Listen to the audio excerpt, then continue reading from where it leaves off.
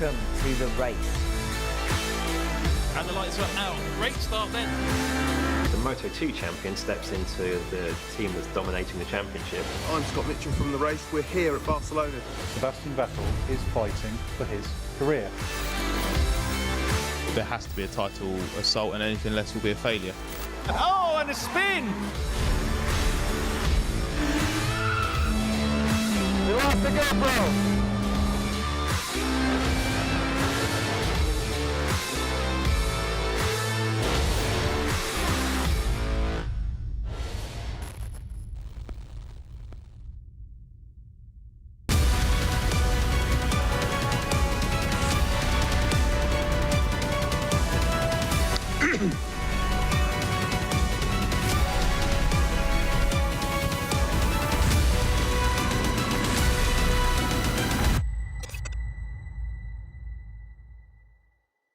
In 1969, a Repco-powered Lotus took victory at the relatively newly constructed Suzuka circuit. It was the first running of what became known as the Japan Auto Federation Grand Prix, which we now know as the JAF Grand Prix. Over the years, the race took place in different formulas, sports cars, Formula Nippon, and even Formula 1 and Formula Libre races. Well, now it's run over 2 races in the Super Formula Championship. And the first of those races is coming up here live on the-race.com. Leo Gorman joins me here in the commentary booths. Leigh, it's going to be a bit of a thriller, this, isn't it? Because we've got a championship to talk about. Absolutely. We have one hell of a championship coming ahead to us. And, you know, after what was a bit of a turn in the title standings in Autopolis last time out a few weeks ago. So it's beginning to close up, Sam. It's beginning to close up, and something we'll talk about a little bit later on. We're going to have dropped scores, of course, this year. And all of a sudden, after today, that comes into play. 5 rounds take score, and it's only the best 5 scores anyone gets. Somebody who's not going to get 5 good scores, though, was Sasha Fenestras. He had terrible luck once again. We'll see a little bit more of that fairly shortly. But Leigh, I'm going to put you on the spot now. Last year's JAF Grand Prix winner, Naoki Yamamoto, is looking good once again this year. But who is going to take it this time round? I'm actually thinking that Yamamoto, the specialist that he is in Suzuka, he's going to have a very, very good shot of the race again today. And we see he is starting from pole position. We'll get into qualifying in a few moments' time. But one person to keep an eye out on, and he's been playing a very, very, very canny game, as it were, is Tomoki Nojiri, the winner last time out. He starts second for today's race, but it's a bit of a dandelion sandwich because Narei Fukuzumi, who's had a bit of a so-so year so far this season, he actually starts P3. So the Honda-powered cars looking good for today's race. Yeah, Tomoki Nojiri, of course, another former winner of the JAF Grand Prix, taking victory in the 2018 running of this event, when it was just a single race over the weekend, not the 2. 2 winners from the JAF Grand Prix, they both count as JAF Grand Prix winners, so I don't quite know how we'll score that one in your statistics cards, Leigh. I'll find a way. I'm sure I have a manner with statistics, and you know, there's going to be an awful lot of head scratching after this race weekend.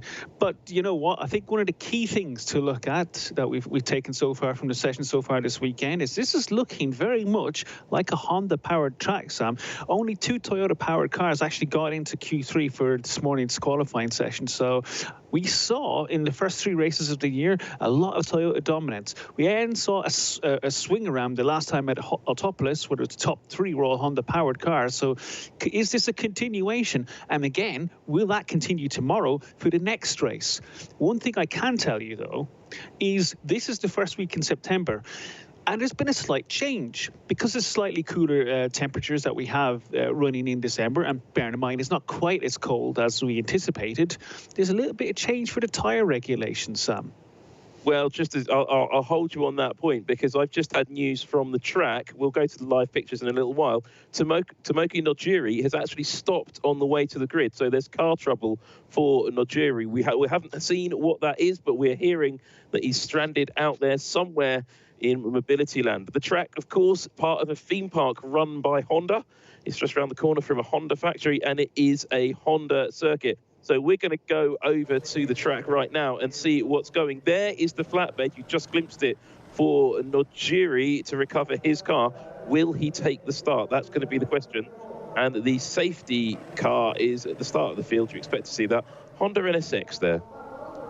Yeah, that is, well, it's a Honda NSX. It's a lovely car. The change there with Nojiri is definitely a situation we're going to have to keep an eye on. But he had a good time in qualifying today. He wasn't in qualifying Group A. And initially we saw in qualifying, it was actually Cassidy and Yamamoto were fighting for track position. Cassidy in the end set one of the quicker times early on in the session, but he eventually got through. It was Naoki Yamamoto who had come through, the number 5 Dandelion car, who took the fastest time in qualifying 1A, and it was a qualifying session where unfortunately Sasha Fenestraz did not actually set a good enough time to escape, and he dropped out in Q1 for the first time this season. Another driver to lose out was Charles Malesi, and Kazuya Oshima was the slowest of the qualifiers in Group 1A. That's Fenestraz.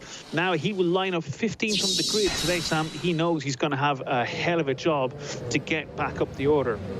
Qualified 1B again, just as busy as Q1A, but look at this. It's championship leader. It's Ryo Hirakawa, the man who had heartbreak last weekend in Super GT. More heartbreak, not able to get out in qualifying at all due to a transmission issue.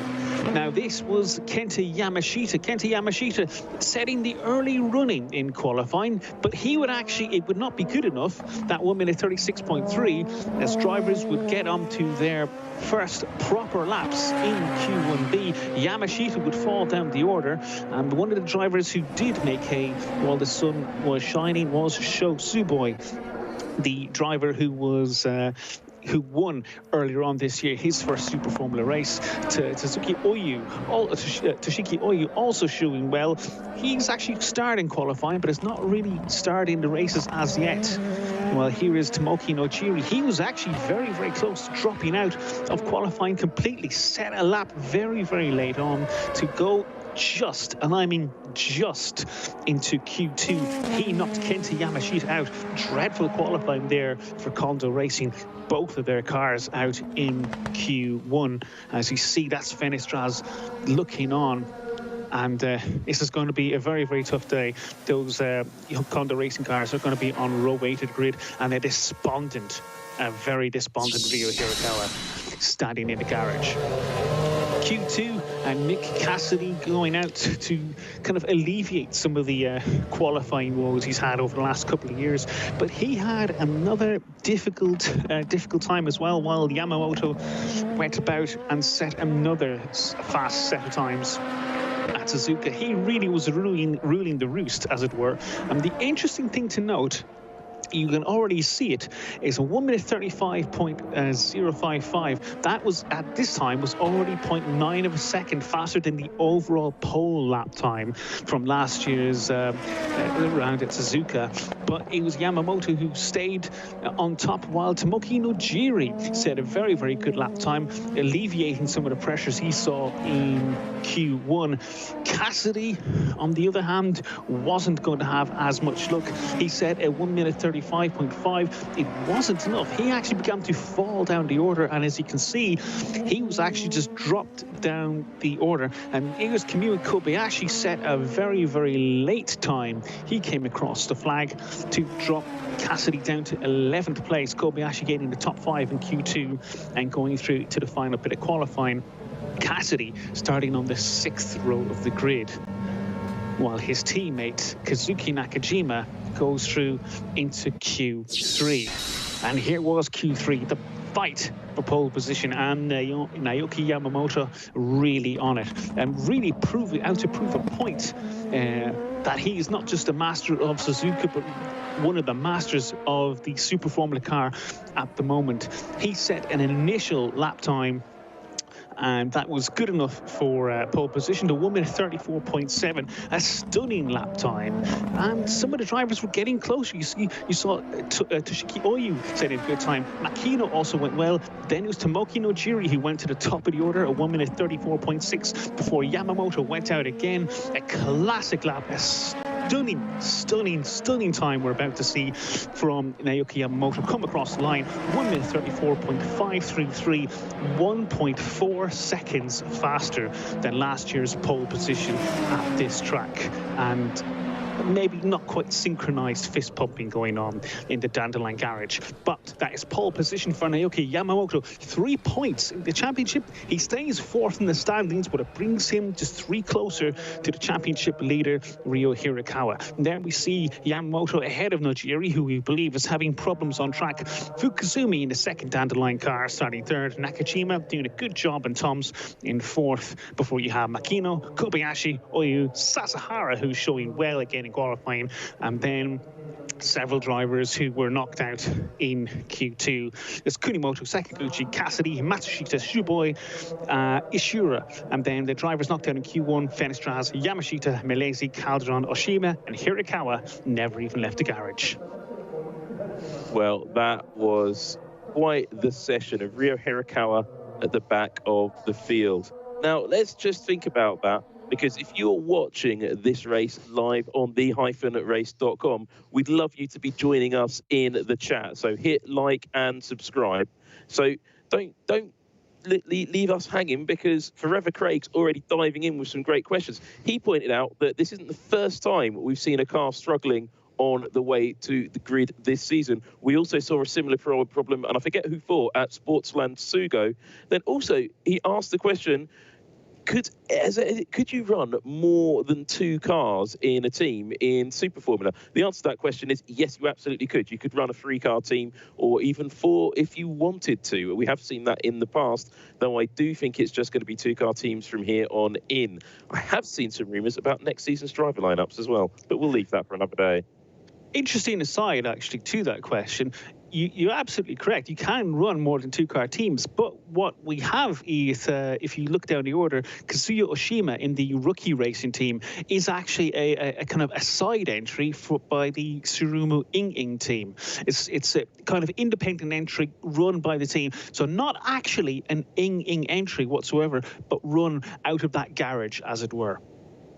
Yeah, and I think that gives a team a little bit of advantage in data. It gives them, especially with these cars all being quite similar. If you've got the 2 different engines, you've got Honda and Toyota. So they're both 4-cylinder, 2-litre turbocharged engines, just like GT500 Super GT engines. The Toyota is the Biz 001, which is a commercialized version of the Super GT engine, while the Honda engine is just a very close adaptation of the Super GT engine with different inlet tract and a slightly different cooling package.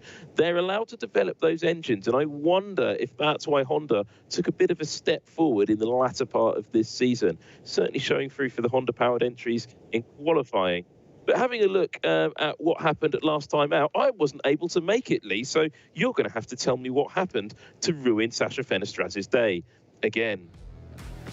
Yes, round 4 of the 2020 Super Formula Championship came from Autopolis. It was Tomoki Nojiri on pole position ahead of Nirei Fukuzumi. Nojiri headed off Fukuzumi going into turn 1, while at the back Ukyo Sasahara was slow to get away, but get away he did. Nojiri led. Unfortunately, one driver who wasn't leading was Fenestras, whose left rear tyre wheel came completely off the car. That brought out the safety car for a few laps, and when the race went green, 1 or 2 entries started pulling into the pits, maybe making a bid for some strategic racing. One of those drivers who pitted was Sho Suboi. He came in on lap 12, but his race did not last much longer. Again, an ill-fitted wheel. The left rear again. Sho Suboi pulled over onto the grass. His race was done. Another safety car, and most of the field came in for their mandatory pit stop at that time. However, 3 drivers stayed out. Yamamoto, Cassidy, Sasahara all stayed out and went for long runs. They actually did not stop until the very close to the end of the race.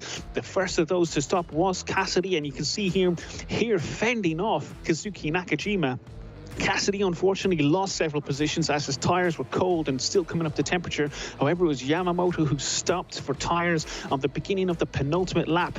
He came out just behind race leader the new race leader Tomoki Nojiri, the man who started from pole, but it was a frantic finish, Sam, as Yamamoto's tyres came back up to temperature. He pulled 3 seconds out of Nojiri on the final lap, but it wasn't enough. Nojiri won by just 0.6 of a second to claim his 3rd Super Formula win, his 1st of the season, bringing him to 3rd in the championship, and a fantastic job. But will he repeat that today? It's not looking likely as it stands.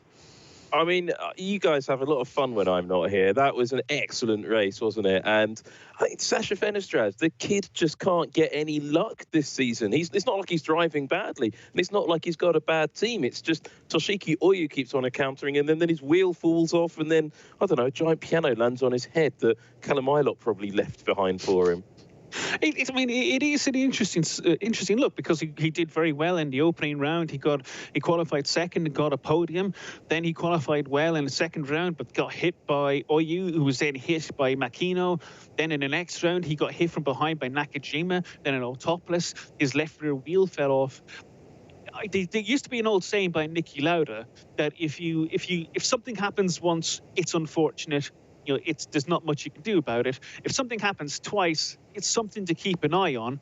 But when you have, poor fortune 3 times in a row, often you have to begin to wonder, are you doing something wrong? In this instance, you can't really claim that Fenestraz has done anything wrong in any of those instances. Those 2 events where he actually was taken out from behind were purely other driver errors, and he was starting from the front. So, it's been a tough year for Fenestraz. He's dropped down to 10th in the championship.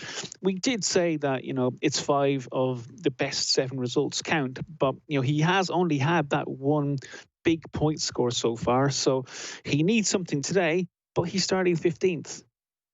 Well, big thank you to Christopher Chamberlain, who says the -race rules. Well, absolutely. And we're going to have some great content coming up later today on the-race.com. But first of all, the first round of the JAF Grand Prix coming up on the Super Formula channel here. And then we're going to be having all of the live reaction and results from the Sakir Grand Prix later this evening, or tonight, or maybe even tomorrow, depending on where you are in the world. Wherever Leigh Gorman in the world, though, the focus is, of course, on this first race of the JAF Grand Prix. And for me, one of the big storylines is going to be Ryo Hirakawa. Now, just 1 week ago, that guy's heart was shattered into 1,000,000 pieces by Fuji Speedway. It was, I don't know if you were watching, Leigh, but what happened was just astonishing. I think everything you need to know about last week's Super GT Formula was just after Hirakawa got out of the car, he punched the barrier. Yeah, I wonder if he's going to have a bruised hand. Let's take a look at what happened just 7 days ago. The gap is sitting on the final lap at 2.7 seconds, unless something goes terribly badly wrong for Ryo Hirakawa. The keeper Toms, Supra and Hirakawa are going to take this 2020 Super GT Championship. Ryo Hirakawa driving through now the final few corners of Fuji Speedway and rounding out the 2020 Super GT Championship with not only what looks like he's out of fuel. He's out of fuel on the line. Wow! Unbelievable! Oh my word, that is the championship. Naoki Yamamoto and Team Kunomitsu win the race and the 2020 Super GT Championship on the final corner after Ryo Hirakawa and the keeper Team Tom Supra runs out of fuel on the finish line. I saw the Supra stagger off the last corner, and that only means one thing. It means he's run out of fuel. What a conclusion. What a conclusion. So there you have it. Naoki Yamamoto getting the best out of Ryo Hirakawa. Hirakawa, though, was competing alone for the Super GT title because his teammate, Nick Cassidy, was off playing with Formula E cars in Spain. There was some question mark whether Cassidy, second in the 2020 Super Formula points standings, was going to be able to make it out for this race. He had to jump on an aeroplane, get to the Suzuka as quick as possible, and fortunately, he managed to get a PCR test that showed he was negative for the virus and was allowed to take part in qualifying yesterday, and is going to take part on the grid. But shuttling around different sorts of car, that's going to hurt him, isn't it, Leigh? Yeah, absolutely. And you can't underestimate just how much of a different test the Formula E car is. It's, you know, it is a very different test of your skills. You're bringing in power from very different arenas. The Super Formula car, however, as we've seen so often in the last couple of seasons, it's got absolute grunt and huge amounts of downforce. And as we mentioned so many times, not that much off the pace of a Formula One car, only several seconds off the pace, and quicker than what we see in Formula 2 and to a degree Indycar as well. So he expected himself back up to speed. He was showing well in the warm-up session just prior to the race. I think he was in the top 3 for that. And he was actually relatively quick in the practice sessions yesterday as well. So there is potential there. He's starting P11. He'll need a good start. But, Nick Cassidy is the king of tyre preservation. He's the king of making strategies work. Even if the strategy options are narrower in 2020, don't be surprised if he does climb up the order. I think he was a little bit unfortunate last time out in Autopolis. He tried a strategy that didn't quite work, and it was a difference between getting a top 4 finish, but then it just didn't quite work out, and he just fell to 7th. You know what? He's had loads of those strategies work out for him in the past. It's bound to drop off occasionally from here and there, but he needs to score today, I think. If Hirakawa is not going to have a score, and let's not forget, Hirakawa started 19th last time out in Autopolis, was only able to make it into the top 12. He had a bad day as well. So Cassidy really does need to score, and for that matter, so does Nojiri, so does Yamamoto. This really could bring the championship back together. We can only wait and see. Well, don't forget to hit like and subscribe. But Leo Gorman, I think you're going to take us through the starting grid and see where everybody is. The starting grid for today's 5th round. Naoki Yamamoto on pole position for Team Dandelion Honda. Tomoki Nojiri alongside in Team Mugen. He is apparently stopped on track on the way to the grid. Narei Fukuzumi 3rd in the 2nd Dandelion car, while Kazuki Nakajima running well in 4th place, getting his qualifying up to speed. Tadasuke Makinino 5th for Nakajima Racing. Kamui Kobayashi lines up 6th for Team KCMG. He needs a good result. He's not scored a point yet this season, while Toshiki Oyu for Team Nakajima Racing is 7th, and Ukyo Sasahara of the Red Bull Junior is 8th. Yuji Kunimoto 9th ahead of Yuhu Sekiguchi, while Nick Cassidy, reigning champion, starts from 11th to Team Tom's. Nobuhara Matsushita sitting in for Sergio Sete Kamara in 12th place. Sho Suboi and Hiroki Yoshira making it an all-in row 7 ahead of Sasha Fenestraza and Kenta Yamashita, the Kondo Racing duo. And towards the rear of the field, you got Charles Malaysia, who made his race debut in Super Formula last time out in Autopolis. He is starting 17th on the grid, just ahead of Tatiana Calderon, while Kazuya Oshima, he's continuing his pool run of qualifying from 19th place. But the real shock there, the real surprise, Ryu Hirakawa started 20th and last due to a transmission issue that came up in qualifying earlier on today. Well, we haven't seen if Tomoki Nojiri has made it down to that starting grid. He should be lining up down there somewhere, and I can't see him there. And yeah, I was about to say, I can't see a hole on the grid there, Leigh. I can see a solid set of line of cars. So it does seem like they must have recovered him back, found out the problem, and put him back into his starting slot. It's not the best camera angle, this, to see if there is a car missing. There do seem to be mechanics around that grid slot. It is. That is. I just clocked. It's actually, I saw the number 16 on the front nose of that car. So Nojiri is there. I think the only outstanding issue that at this point is, as we see the 5-minute board go out, have they solved the issue that caused him to stall on the warm-up lap in the first place? It seems calm. It seems calm.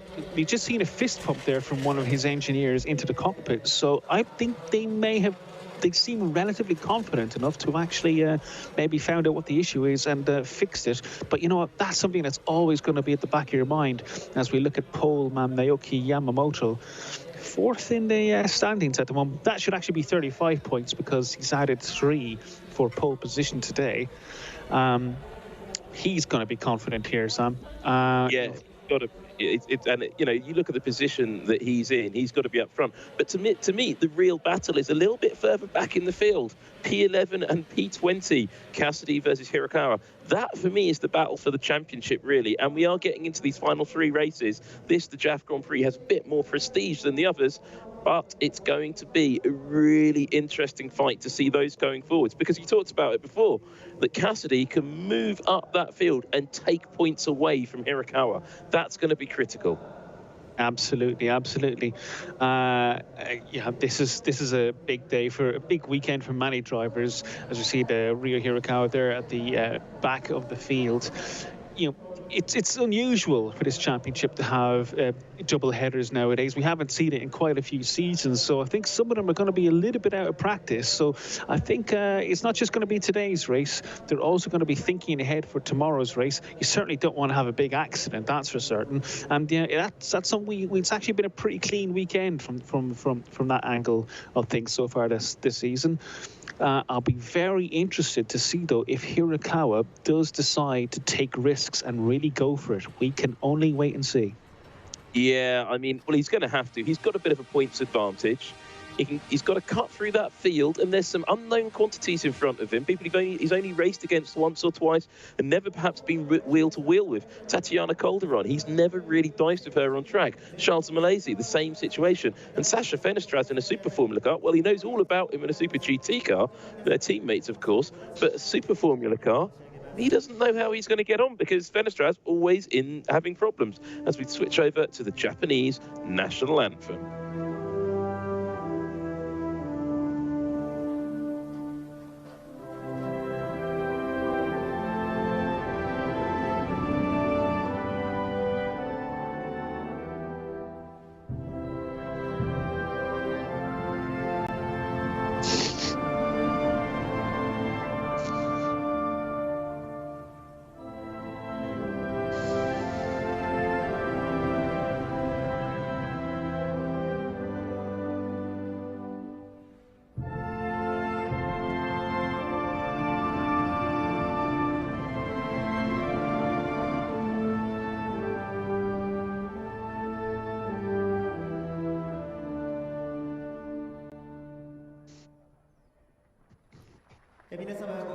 Well, as the applause group, of course, goes throughout Suzuka circuit at the end of the national anthem, with a sign for me as a great race in the offing. And before people ask, there is a flashing light on top of the roll hoops of many of the cars. You can see some of them flashing green, some of them flashing red. Those are indicators of the overtaking boost system. So every car starts with a certain amount, or it's 100 seconds of extra horsepower. They get a little bit of extra fuel flow to the engine. As fuel flow limited formula, like Formula 1, they get a little bit of extra fuel flow, get a little bit of power boost for 100 seconds. The driver can use that as he sees fit. However, you'll see when the light starts flashing very quickly, that green light, he's using it. It's deployed. He deployed it a little while earlier, but it means the driver ahead can realise that he's about to be passed. The car behind him is full-on angry. There's Tomoka Nojiri. Then you'll see the light flashing slowly. That means the system has just been deployed. The driver can't deploy it again for another 30 seconds or so. So then that driver is exposed to being passed by a following car, or can't make a move on the car in front. Through the race, as the driver uses up that overtaking allowance, that light will change colour. It'll go to red, and then it'll go out altogether. And when those lights have gone out, none of them have got that overtaking boost left. Have a look at those. They're all on green because the warm-up lap is about to start. We'll get that lovely shot of the cars going either side of that cameraman in the middle of the track.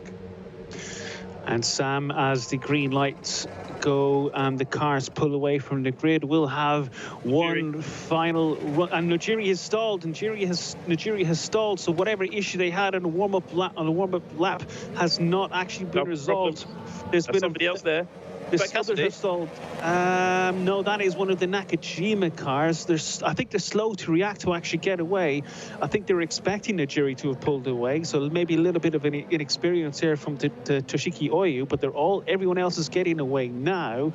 But Tomoki Nojiri, second on the grid, has stalled on the grid. Now it'll be it shouldn't be too much of a battle to get him cleared off the grid so that we can have a normal start first time round. But and now he's gone. Now he has got away. This was planned, I think, because he will have had some issue. There'll be some regulatory issue here because he didn't complete the lap to the grid himself. They may be making him start from the back of the field, and while he's lined up outside pole, he's been shuffled to the back of the field, and there's trouble there. That's Sekiguchi. He's off. Well, that's unbelievable. He doesn't look damaged. He just looks like he's pulled to the side of the track just after the first corner, and that is car trouble. But is the right rear of that car fully intact? Yes, I think that's the angle. That is the other team Impul car. Hirokawa, his teammate, already start.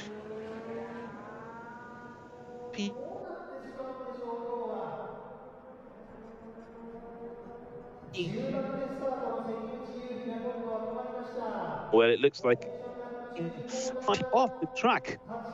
Yeah, it looks like it just stopped, didn't it? It conked out. Yeah. On the exit of turn 1, and he's still down there. Now, I don't know if this is going to mean, I think this is probably going to mean an aborted start, because the car must be almost back to the starting grid at this point. And it's a fairly chaotic getting going for Super Formula.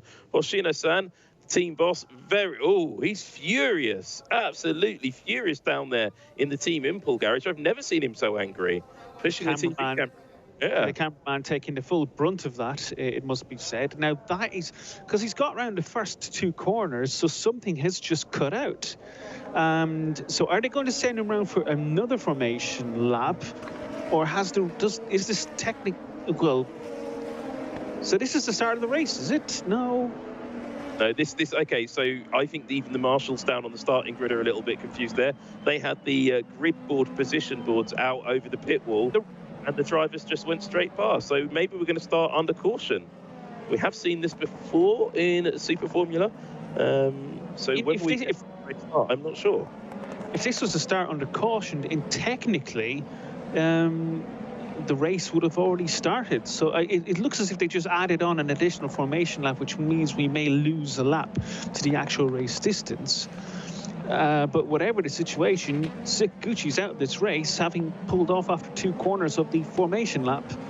Well. Well, the race hasn't officially started, Leigh, because they haven't had the start lights. Also, my timing screen isn't showing any times for any of these cars. So that says to me the race has not started. It doesn't have a green light logo next to any of the cars either. So nobody's got going.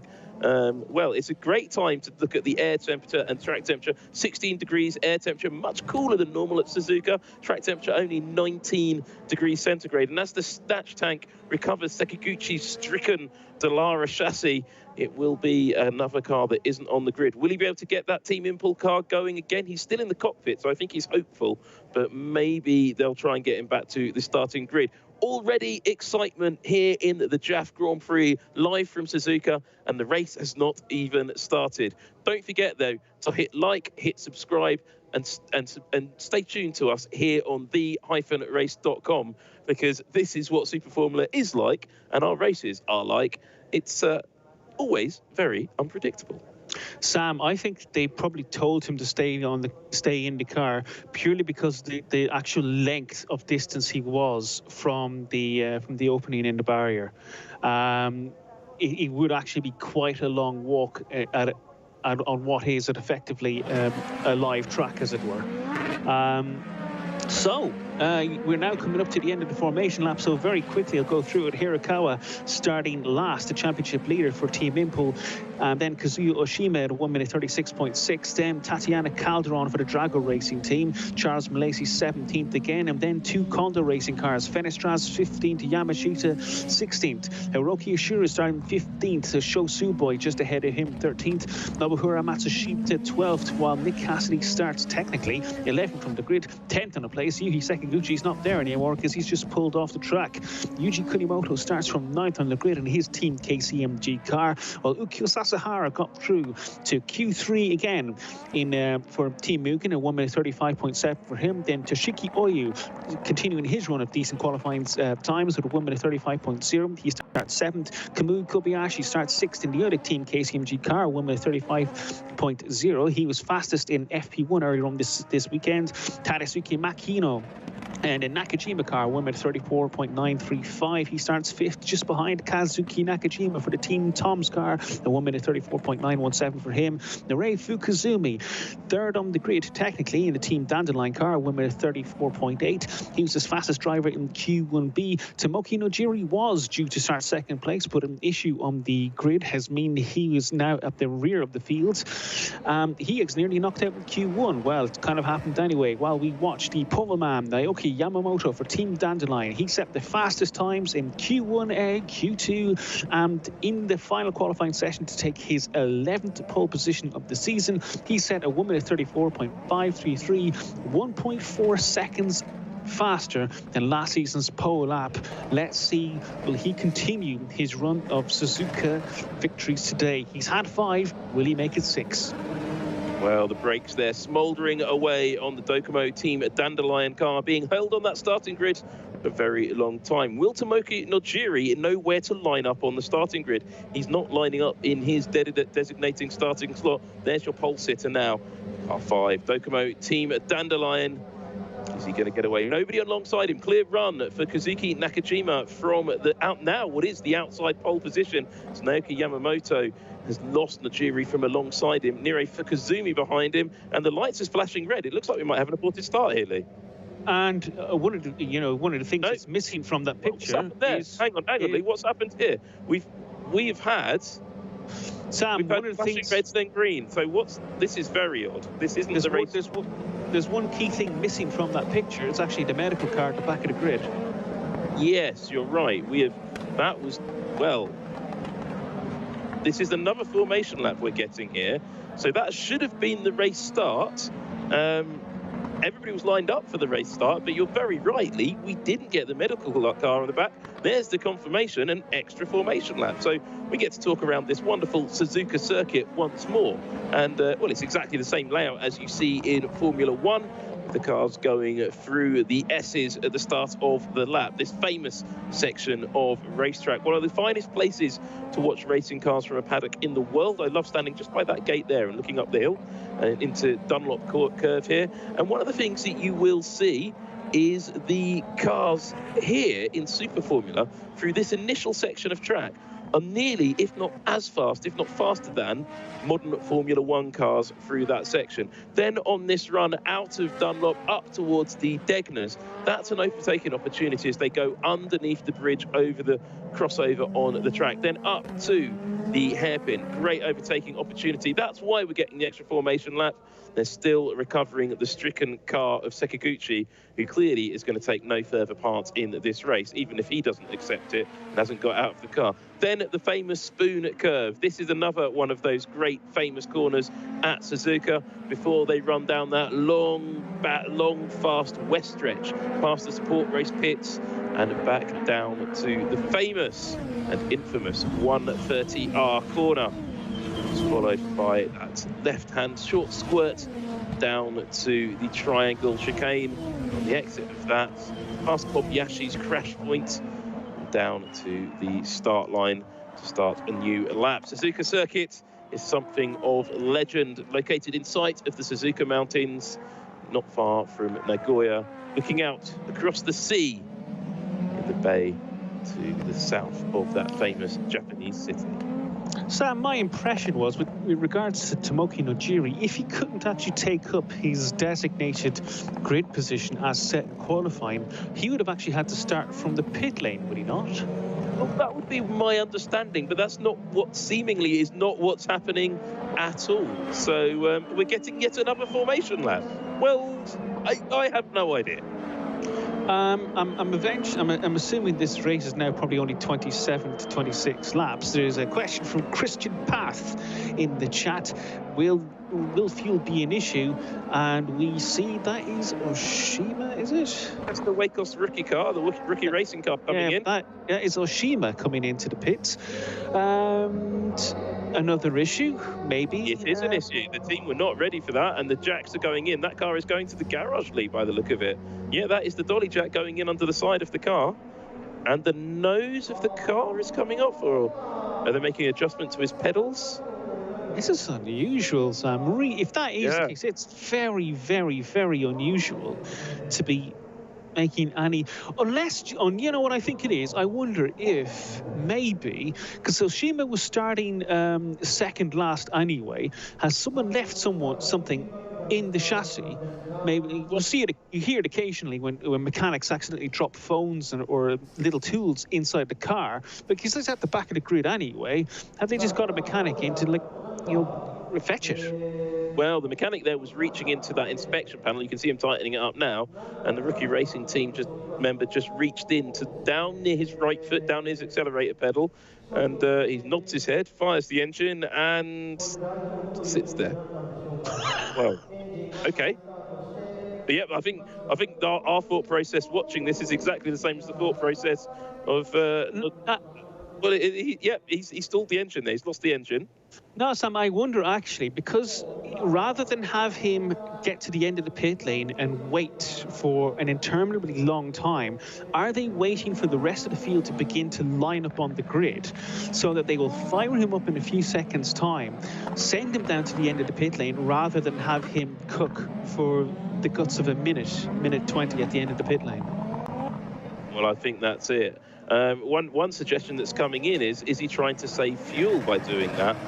Maybe everybody's worried about fuel after what happened to Hirakawa. But now, finally, Naoki Yamamoto lines up yet again on the pole position slots, and he should have nobody alongside him.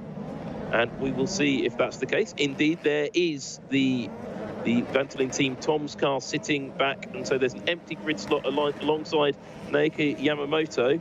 And he should have a great run off the start into turn one unchallenged. But will Nakajima be able to get up alongside him as this race finally probably gets started? You're watching the 2020 Super Formula JAF Grand Prix here on the-race.com. Before the lights go out, you've still got time to hit like, you've still got time to hit subscribe. And there's a man with a green flag going to wave it across the back of the starting grid. Yes, he is. We are ready to go racing. Finally. And Najiri has lined up his 21st on the grid, but as the lights go out... And it looks like there's a bad start further back, and it's a bad start for Nakajima. He gets absolutely swamped, and Naoki Yamamoto makes it into turn one with ease. One of the Red Bull cars there, getting right up the inside, getting onto the grass almost, but getting a clean getaway for all the cars. That Red Bull car, that's the Mugen car, getting caught out, falling back down the order. Cassidy making decisions by the look of it as well. And Naoki Yamamoto, though, that couldn't have gone any better for him. It's a good start in general for the Dandelion Racing team. So Fukuzumi second place at the moment, and one of the Nakajima cars in third place. I think there may have been... Oh, someone's off, Sam. Someone's off. That's a high speed off. That was a high speed off as well, right into the barriers. Very hard. That's one of the TCS Nakajima racing cars. It's the number 64 car. And so that will be... Makino. Tadasuke Makino has gone off. And, well, that will be probably a safety car to repair the barrier right there. So this race isn't really doing well. There is the safety car confirmation.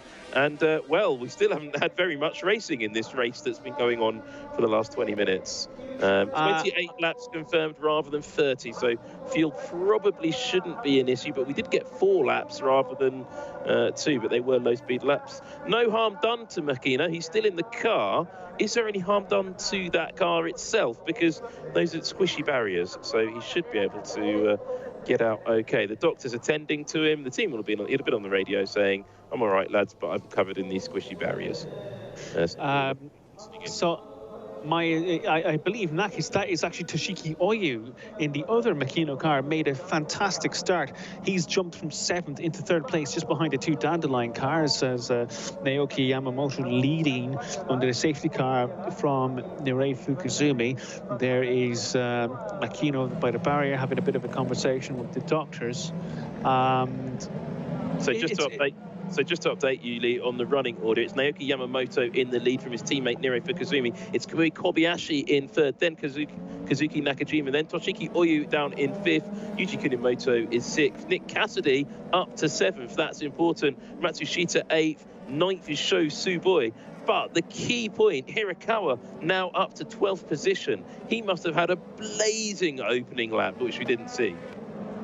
Absolutely, very, very, very good start from Hirakawa, and taking advantage really of some craziness, I think, probably in the early laps of this race. And we're going to see Makino. So, did he have a broken front wing there, Sam? I was just trying to see. It looked like he did it all on his own. If there was an accident we didn't see the beginning of, it just looks like he put a wheel on the gravel and got sucked off into the squishy barriers. But I suspect if he hadn't picked, it was a very odd accident, that's fair to say. And this is going to take a little while to clear up by the look of it. They've got the new squishy barriers in place to slot in, but that car is still stranded out there. We still haven't seen if there's much damage on it. Obviously, he's fine. He's wandering off, looking a bit disappointed with life. But hey, look, Sasha Fenestras has gone the furthest he seemed to have done in a race so far this year. Indeed, actually, and maybe Fenestras not picking up some of the advantage of the issues that others around him are having. Fenestras currently 14th, having started in 15th place. That is a difficult. It's a difficult start really there for Makino, who's languishing really down 9th in the standings. He's had, I think it's fair to say, a bit of a so-so start to so-so first half to his 2nd season in Super Formula. He's but did well. He's got a podium last time out in Autopolis, but prior to that, a couple of small points and a retirement in Okayama. So he's still he's on 17 points, and I think really was hoping for more coming into 2020. Sam, I think they were expecting regular podiums and maybe be fighting for race wins, but it hasn't quite come together yet for the Nakajima Honda racing driver. As we see the field coming around the back end of the circuit, having just as it come towards Spoon Corner, the delightful Spoon Corner. Delightful. That's the way I haven't heard it described before. It's a nice place to walk around on a warm evening in Japan. Ross Agnew has pointed out a very good point. Is it 2 formation laps because of the expected cold? Yes, but we had about 6 there, so that was more than they expected. But we get a little watch of the restart here. Well, the actual start. It wasn't even a restart. It was just the start. Just took us a long time to get there. Now, looking down to the back of the field, I'm trying to see basically what happened to that TCS Nakajima racing car, but also we're not going to see it. How, look, there at the back, Hirakawa dives right and gets a cracking start. He's already passed two or three cars off the line, now 4-5 positions. Brilliant start there by Ryo Hirakawa. But what happens to this Nakajima Racing run Dallara further up? We didn't see that quite. Now we're looking at Kamui Kobayashi in the number 7 KCMG run Toyota powered car. He's in 3rd position. I thought we were watching him for a reason. But we're just Sam, I think we are watching for a reason, and I think it possibly, and I am speculating here somewhat, it was Kobayashi who squeezed through the gap, who made a brilliant start, squeezed through the gap, and one of the drivers he squeezed was actually Makino. So I wonder, and as I said, this is speculation, I wonder if maybe they've had the slightest touch. As I mentioned, I wasn't sure about Makino's front wing coming into the corner where he went off. So I wonder if maybe there had been some sort of contact as they actually squeezed each other going through the start procedure and then into turn 1. One thing I will say, something else I will say about Hirakawa's fantastic start, possibly also due to the fact I think Calderon got a poor start. So Hirakawa pulled out very, very, very quickly So I think it was not just Calderon, I think there may have been one or two other slow starters ahead. And that kind of gave him an open window, as it were, to just kind of dive down the inside and make up several positions. Very, very, very intelligent driving, but also a little bit of kind of grip between his teeth. Because as he was coming down to the turn one, he was kind of braving it down the inside with another two drivers to his outside. So Hirakawa really earned those positions going into turn one. P12 having started at the back. Yeah, that's an impressive first lap. Now, while we've got a little bit of time under the safety car, I think we might be going back racing at the end of this lap. If not, it's the next lap. But there is a bit of time to, after this race, and while you're waiting for the Sakhir Grand Prix to get underway in a few hours' time, it's a good time to listen to a podcast. And the the-race.com has a whole bunch of podcasts you can tune into. There's the Formula One podcast that, of course, covers Formula One. In fact, comprehensive coverage of every aspect of Grand Prix racing, with discussion of the latest breaking news, debate about the biggest topics, can't think what they'd be, and in-depth analysis after each Grand Prix. Formula E, of course, that pre-season testing just happened. That's getting the inside track on all things Formula E with Jack Nichols and the-race.com's Formula E journalist Sam Smith. And, well, I'm told a Season 6 review of Dario Franchitti has just gone live this week. That's a very old message because we've had it of every single race. It's all about Season 7, the pre-season testing at Valencia, and two big manufacturers pulling out. What's the future there? MotoGP, everything you need to know about the fascinating world of MotoGP. That's unstable racing machines with only two wheels, and that's with host Toby Moody. The-race.com's MotoGP correspondent Simon Patterson, plus special guests. Gary Anderson has his own podcast, and it's where an Irishman talks about motorsport engineering. It's great technical insight, and it's very worth listening to. Then there's Bring Back V10s, a series where Ed Straw just says the word Ligier repeatedly on loop, while the rest of the-race.com staff make interesting points about a forgotten era of Formula One, but one many of them want to go back to when the cars were a little bit louder. Hidden Voices is a podcast of Claire Cottingham, who reads the news on Jazz FM from time to time, and she takes a look at diversity in motorsports. And esports, a big esports podcast, and it's all the big talking points in the booming world of motorsports esports, brought to you by the-race.com. And Youssef Remy has asked a question in the chat. Don't forget to hit like and subscribe, and fire questions to us in the chat, because when we get long safety car periods, we get to answer those questions. If Super Formula utilises a hybrid system, how expensive would it be? Well, Yusuf, I can answer that question. When the previous generation of Super Formula car was designed, it was tested with a hybrid system, but it was rejected by both Honda and Toyota as being too expensive, and Super Formula decided not to adopt a hybrid system because ultimately it would have made the cars slower, because they were lighter without it, the batteries, the weight. So these cars are lightweight and very fast. However, the next generation of Super Formula car, I'll be astonished if it's not hybrid. One little thing I just can't help but notice as the field goes around behind the safety cars, they haven't really cut the grass much recently this year, particularly in the general admission areas. It seems very, very, very long. And yeah, I don't know, I think I'd like to see a lawnmower tour out there, Sam. Well, actually, they did have a big lawn mowing and grass cutting session before the Super GT race earlier this year, and they have obviously mown the grass around the track aspects. Looking a little bit yellow, that grass, so obviously a little bit light on the old rainfall in this part of Mead Prefecture, so they need to get that grass looking a little bit greener. Some nice stripes going on. But you're right, in the spectator areas, there is they've let it grow, let it go, rewild it slightly, because whilst there are spectators at the track, there's not as many as you'd normally expect for the JAF Grand Prix, and that's obviously for obvious reasons. Japan not as hard hit as many other nations by the virus, even though it had a very early outbreak. It has handled it very well. And you can see there's quite a few fans in the grandstand looking at this man who is not looking too happy about things. Yeah, Makino's going over to the guys on his pit wall, probably going to have a quick explanation of what happened on that first lap. And I am quite curious. I understand. I can see exactly what you're talking about when you said that he seemed to go a little bit wide, and maybe got a wheel on the grass. And I'm wondering though if that's cause or effect. Yeah, I don't think we're going to see that until we see either a replay later in the race and see if it was morally hazardous. A couple of questions coming in. JT33396, any chance of Nissan joining Super Formula as an engine supplier?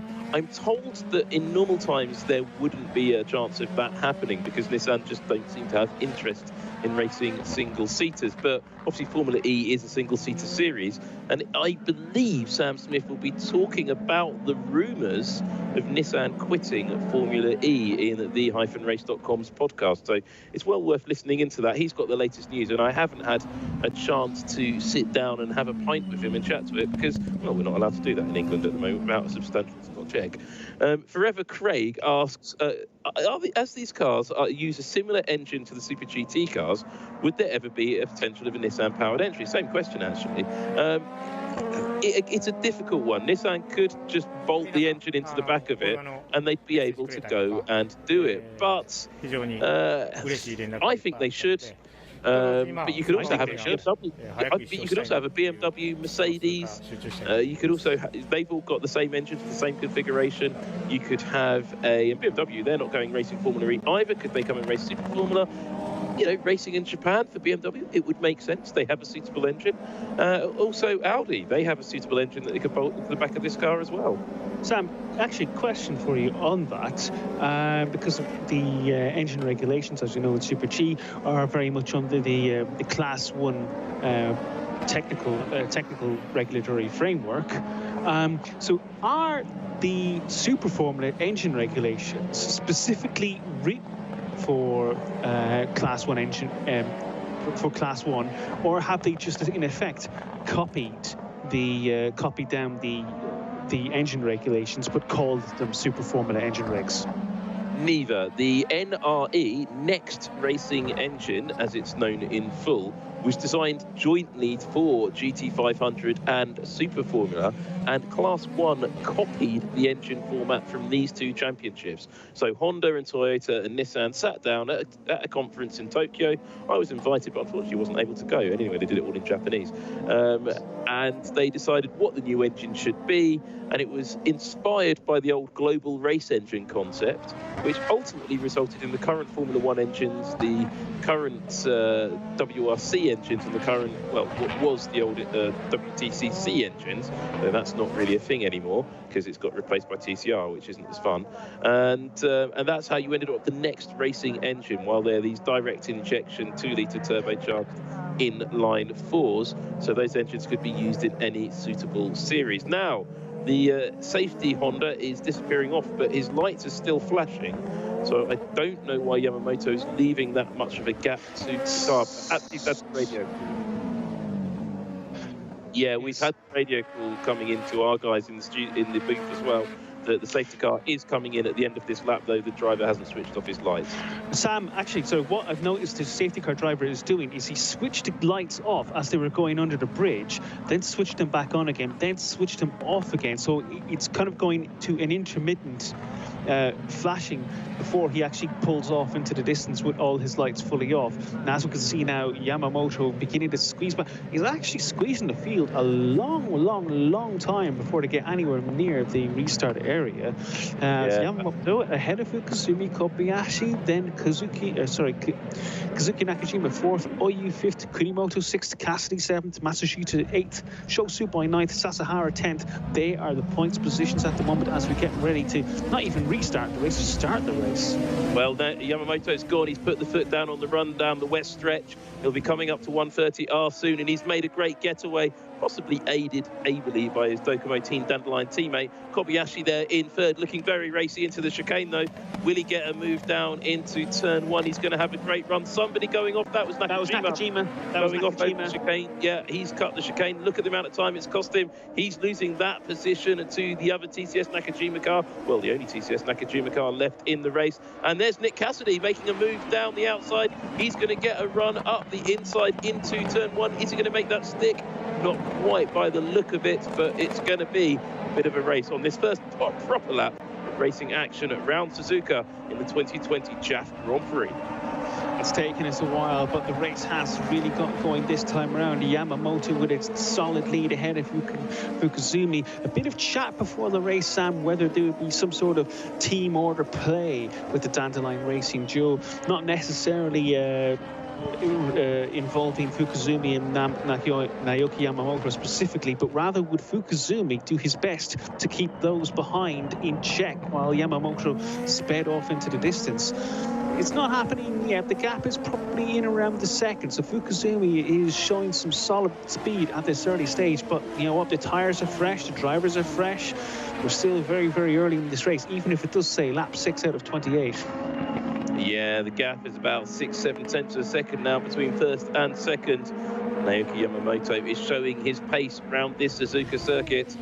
He's a Honda driver on a Honda track. He knows very well. But look, those green and white cars coming up through the field. Well, that's Nakajima dropping back through the field, but Nick Cassidy sitting there in 17th, not 17th, just behind Yuji Kunimoto in the number 18 car.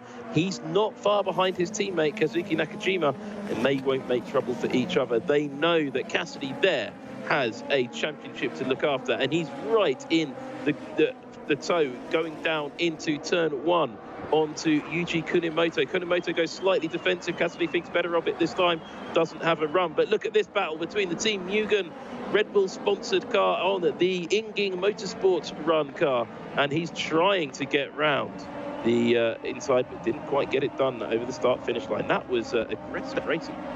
That was Sasahara on the back of Sho Suboi there. Sho Suboi going over to almost to the pit wall to defend that 9th position. Sho Suboi, a race winner earlier on this year. Sasahara yet to score a point and really looking to impress the Red Bull team as he continues on for the rest of the season. Sasahara, of course, a Red Bull Junior City and now fully replacing Yuri Vips, who, well, let's just say never actually came back in the end, as he is in, you know, has racing duties in Europe at the moment. So Hirakawa is still 12th. Sam, he's not been able to make a maneuver on Ashura as yet, but he'll want to make it soon. Bear in mind, pit stops can begin from lap 10 onwards, but you have to make your final stop before the end of at the end of lap 27. That is the gap. That is the window. It doesn't leave a huge amount of room for strategy in this race because there is only just over 20 laps left. So a lot of drivers, I think, will see pitting in around the same time as we see Cassidy really pushing the rear of Kunimoto there. Kunimoto, actually, he'll be looking for a good result today. He's currently 8th in the standings, looking for more points, and he'll be looking for more than a top 6, as I'm sure Cassidy will be looking for more than a top 7. Well, Yuji Kunimoto going defensive a little bit just into turn 1 once more. Nick Cassidy just finding the right opportunity, but he needs to find that opportunity pretty quickly because there are cars coming up behind him. There's Nobuhide Tachi. He's the T in a Tom's. Tachi Oiwa Motorsport is what it stands for. There used to be an M, Mr. M, but he never signed up to the deal in the end, but they kept the same name and just called it Tachi Oiwa Motorsport. Tachi Oiwa M, Mr. M Sports. And that's how that name came about. But there is Cassidy. He's got to get past. No DRS or overtaking systems in terms of aerodynamics, but the cars do have this extra fuel flow overtaking boost system. So if you look on the roll hoop, this is a question coming in from Seamus Raymond. If you have a look at the overtaking, if you have a look at the roll hoops, you'll see a green light on the roll hoop. Keep an eye on Nick Cassidy's roll hoop. When that light starts flashing really quickly, you'll know he's pressed that button to get an extra fuel flow allowance, give him that boost to get past Kunimoto. But he doesn't seem to be doing it right now.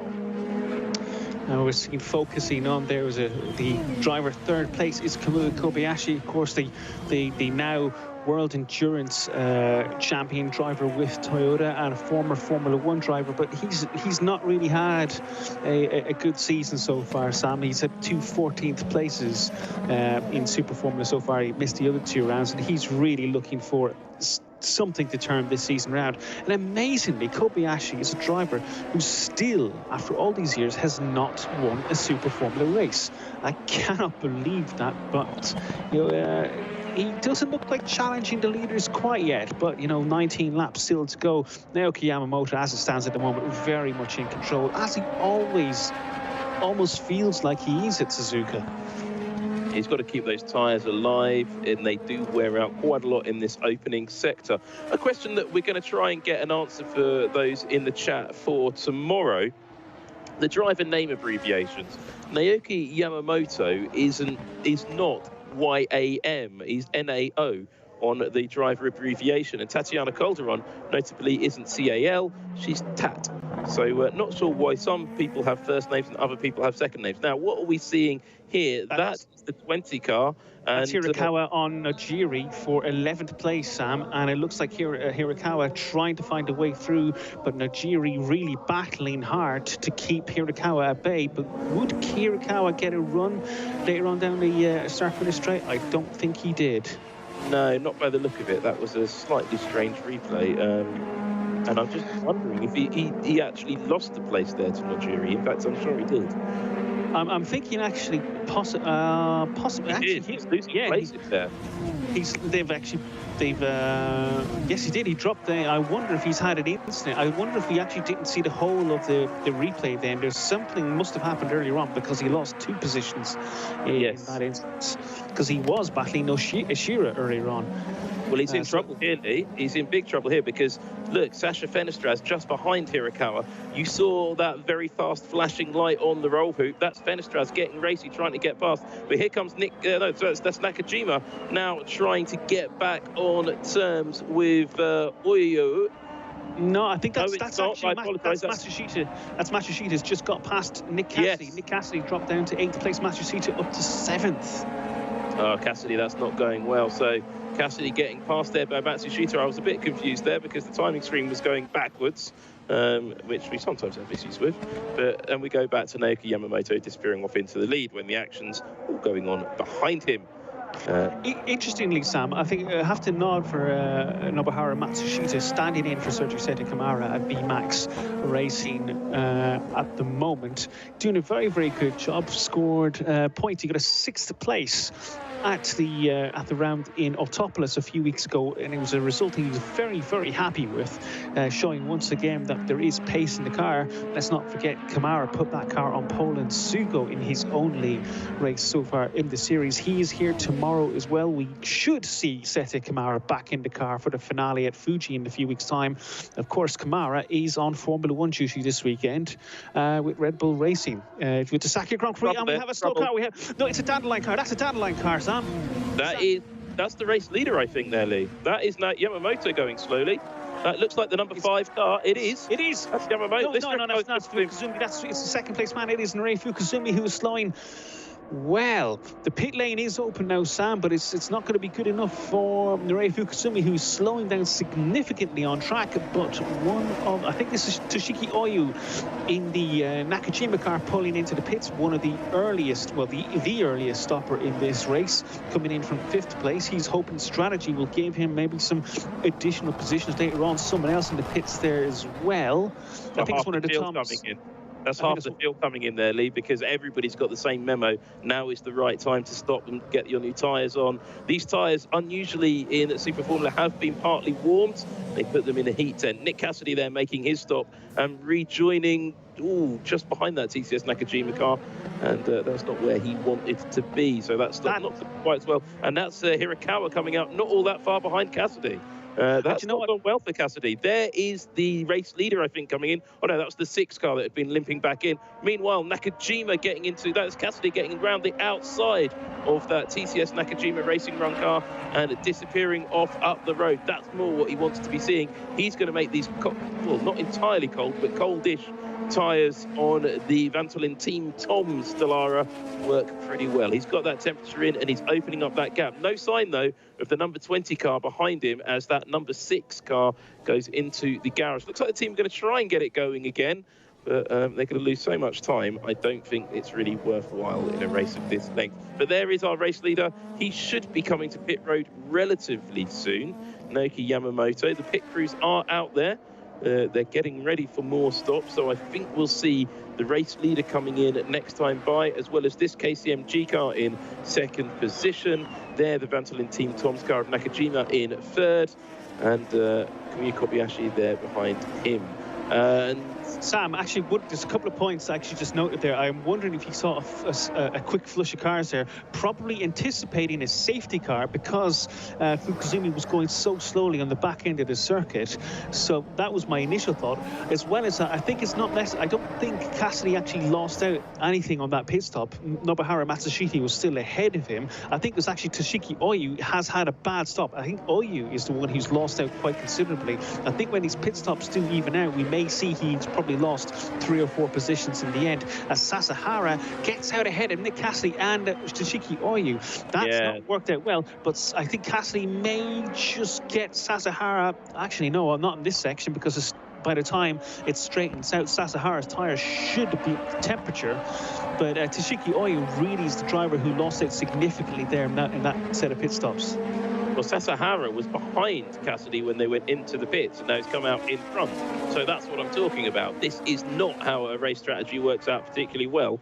So that Mugen Honda Delara, well, Cassidy's going to get him pretty quickly because he's got those tyres up to temperature. They are allowed some tyre warming. They're putting these tyres into a heat tent, which is literally just a tent with a small jet engine firing into it, warming all of the tyres into a cabinet. It's very nice to go and stand in there in a chilly day. However, it's not the same as putting tyres in blanket and get them fully up to temperature. Also, these tyres not designed for proper tyre blanket and tyre warming, as we see the KCMG number 18 car of Kamiya Kobayashi coming in for his new tyres. I think that's Kunimoto. Kobayashi is still out on track. Yamamoto's still out on track as well. The gap just over 3 seconds there between the race leader and second place man. Kunimoto, as I said, was looking for an improvement in positions so far this season.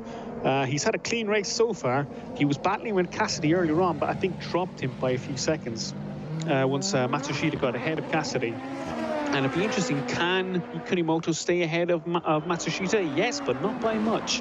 And Cassidy really has lost out an additional couple of positions there. And but look, briefly, that's Hirakawa right on the back of Nick Cassidy.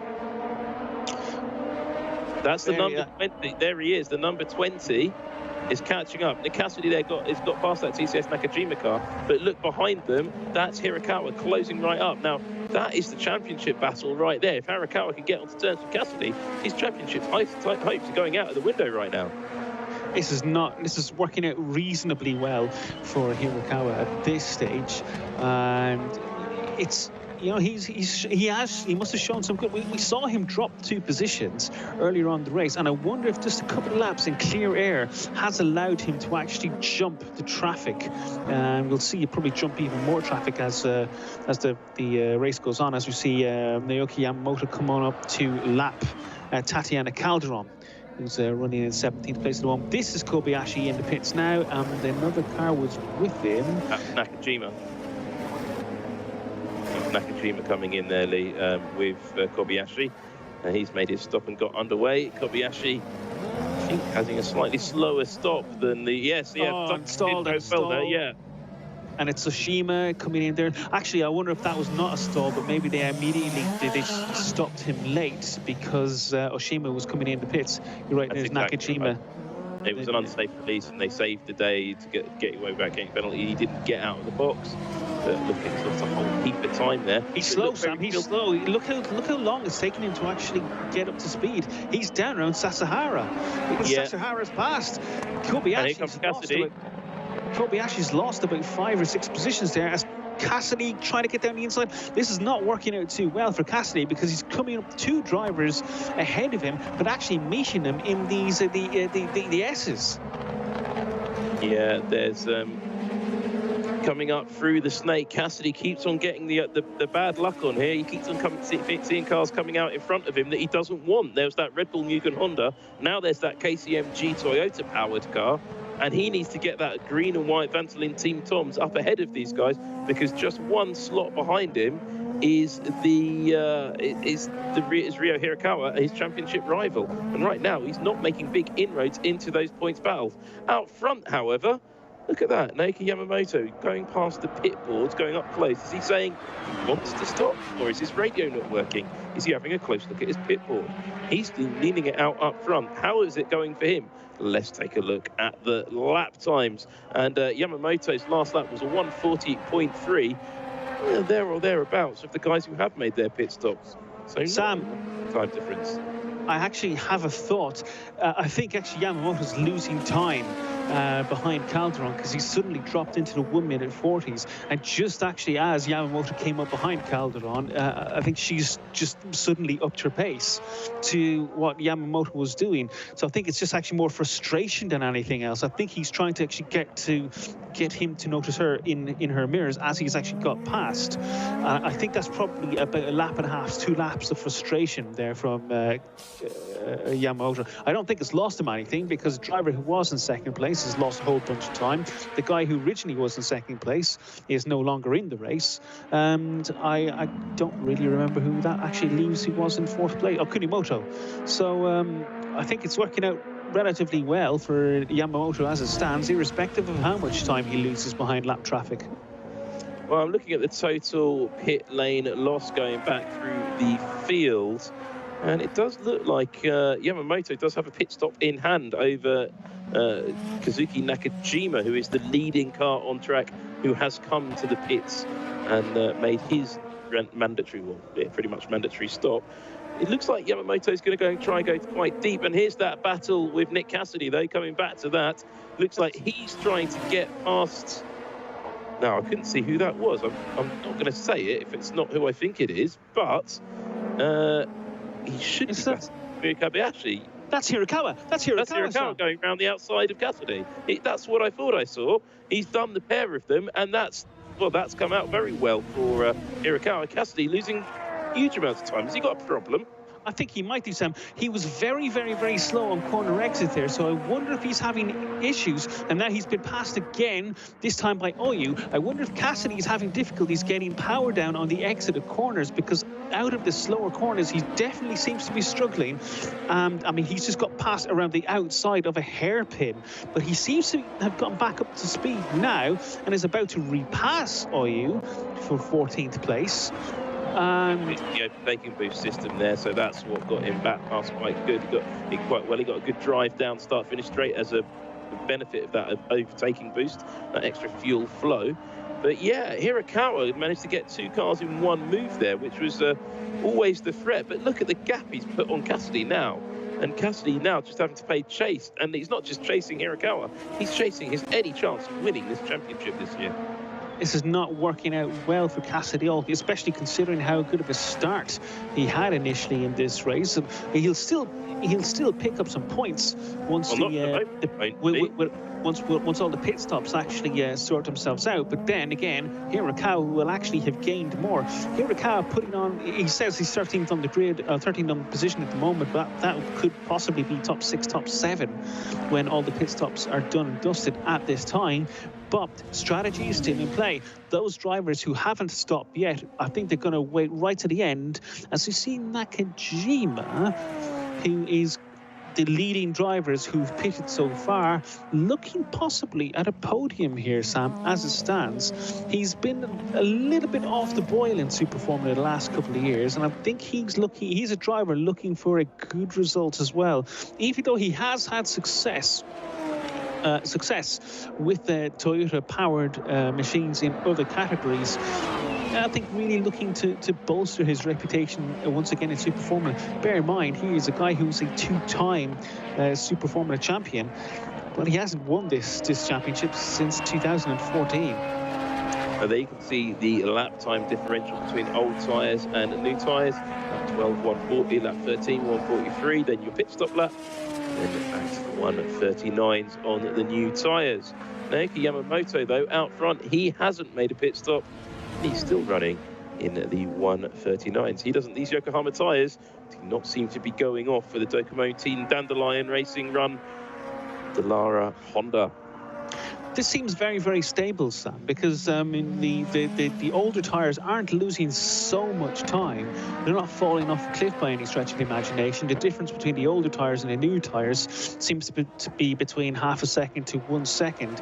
And even the fastest lap of this entire race is in the 1 minute, is 1 minute 38. So it's not, I don't think we're seeing significant differences between the tyres at this time, but is this that's for Yamamoto now? They are getting his. That is the Docomo team, Dandelion team, getting ready for Yamamoto to come for his pit stop. Will it be the end of this lap? It looks like it's going to be. They've got that automatic jack ready for him. When he comes into the pits, keep an eye on that front jack. It just automatically jacks the car up without any interaction from the mechanics, while the rear jack is just thrown in the general direction of the car and does the same job. So when he does come in, which it does look very much like he's about to, just watch him come onto his points. He'll just ram the car into the jack.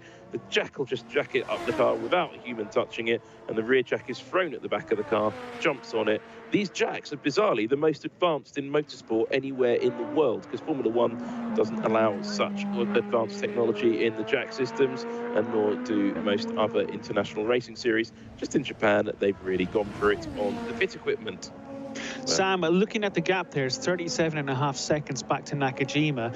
He's not losing a significant amount of time, but at the same time, with a big gap between Nakajima and the driver ahead, with Charles Malaysia, it makes sense to pit Yamamoto now, because if Yamamoto can get ahead of Nakajima, it gives him a window of about 8 seconds in front of him to actually maintain the lead without challenge or being blocked. Yeah, absolutely right. Well, now he comes in for this pit stop. Not the best camera angle because we see most of the pit wall, but when he comes in, we'll get a better view. Now, just look at the way he's going to hit this jack as he comes to a stop. No touching of the human, and the front of the car will just shoot up on its own. There you go. Look at that. I love that little bit of technology. I want to see some acrobatics. No, they're not doing it this year for some reason. What we have seen in previous years, some of the teams, the front jack guy, and it's a big shunt. That's Matsushita. That's Matsushita. That's 130 yard. That's a massive shunt. That will be a safety car, and that will help quite a number of drivers in the field, particularly this man, Nakajima, who has stopped, and he will be straight onto the back, because all of that advantage that Yamamoto has got. The safety car hasn't been deployed yet. I can't quite believe it hasn't been, but there is a car buried in the barrier at 130R. The driver's okay. It's Matsushita, and he's moving around in the cockpit, but he's still very much in the car, and that is going to take a while. We will be getting a safety car. He goes in backwards. He's already hit something before he's gone in there, you know. There were wheels missing. I think it was either a tyre failure or a rear wing failure. I think. No, Leigh, there was a whole wheel missing from that car before he hit the barrier. Yeah, the left rear was gone, and you can see it's up in the air before he's hit the tyre wall. So there's been a big problem for that car. Maybe he broke it in contact. We don't know. I think we'll get another replay of that shortly. I think if you're clever, you've got to pit now, and if you haven't pitted, pit right now before you actually meet the train, as it were.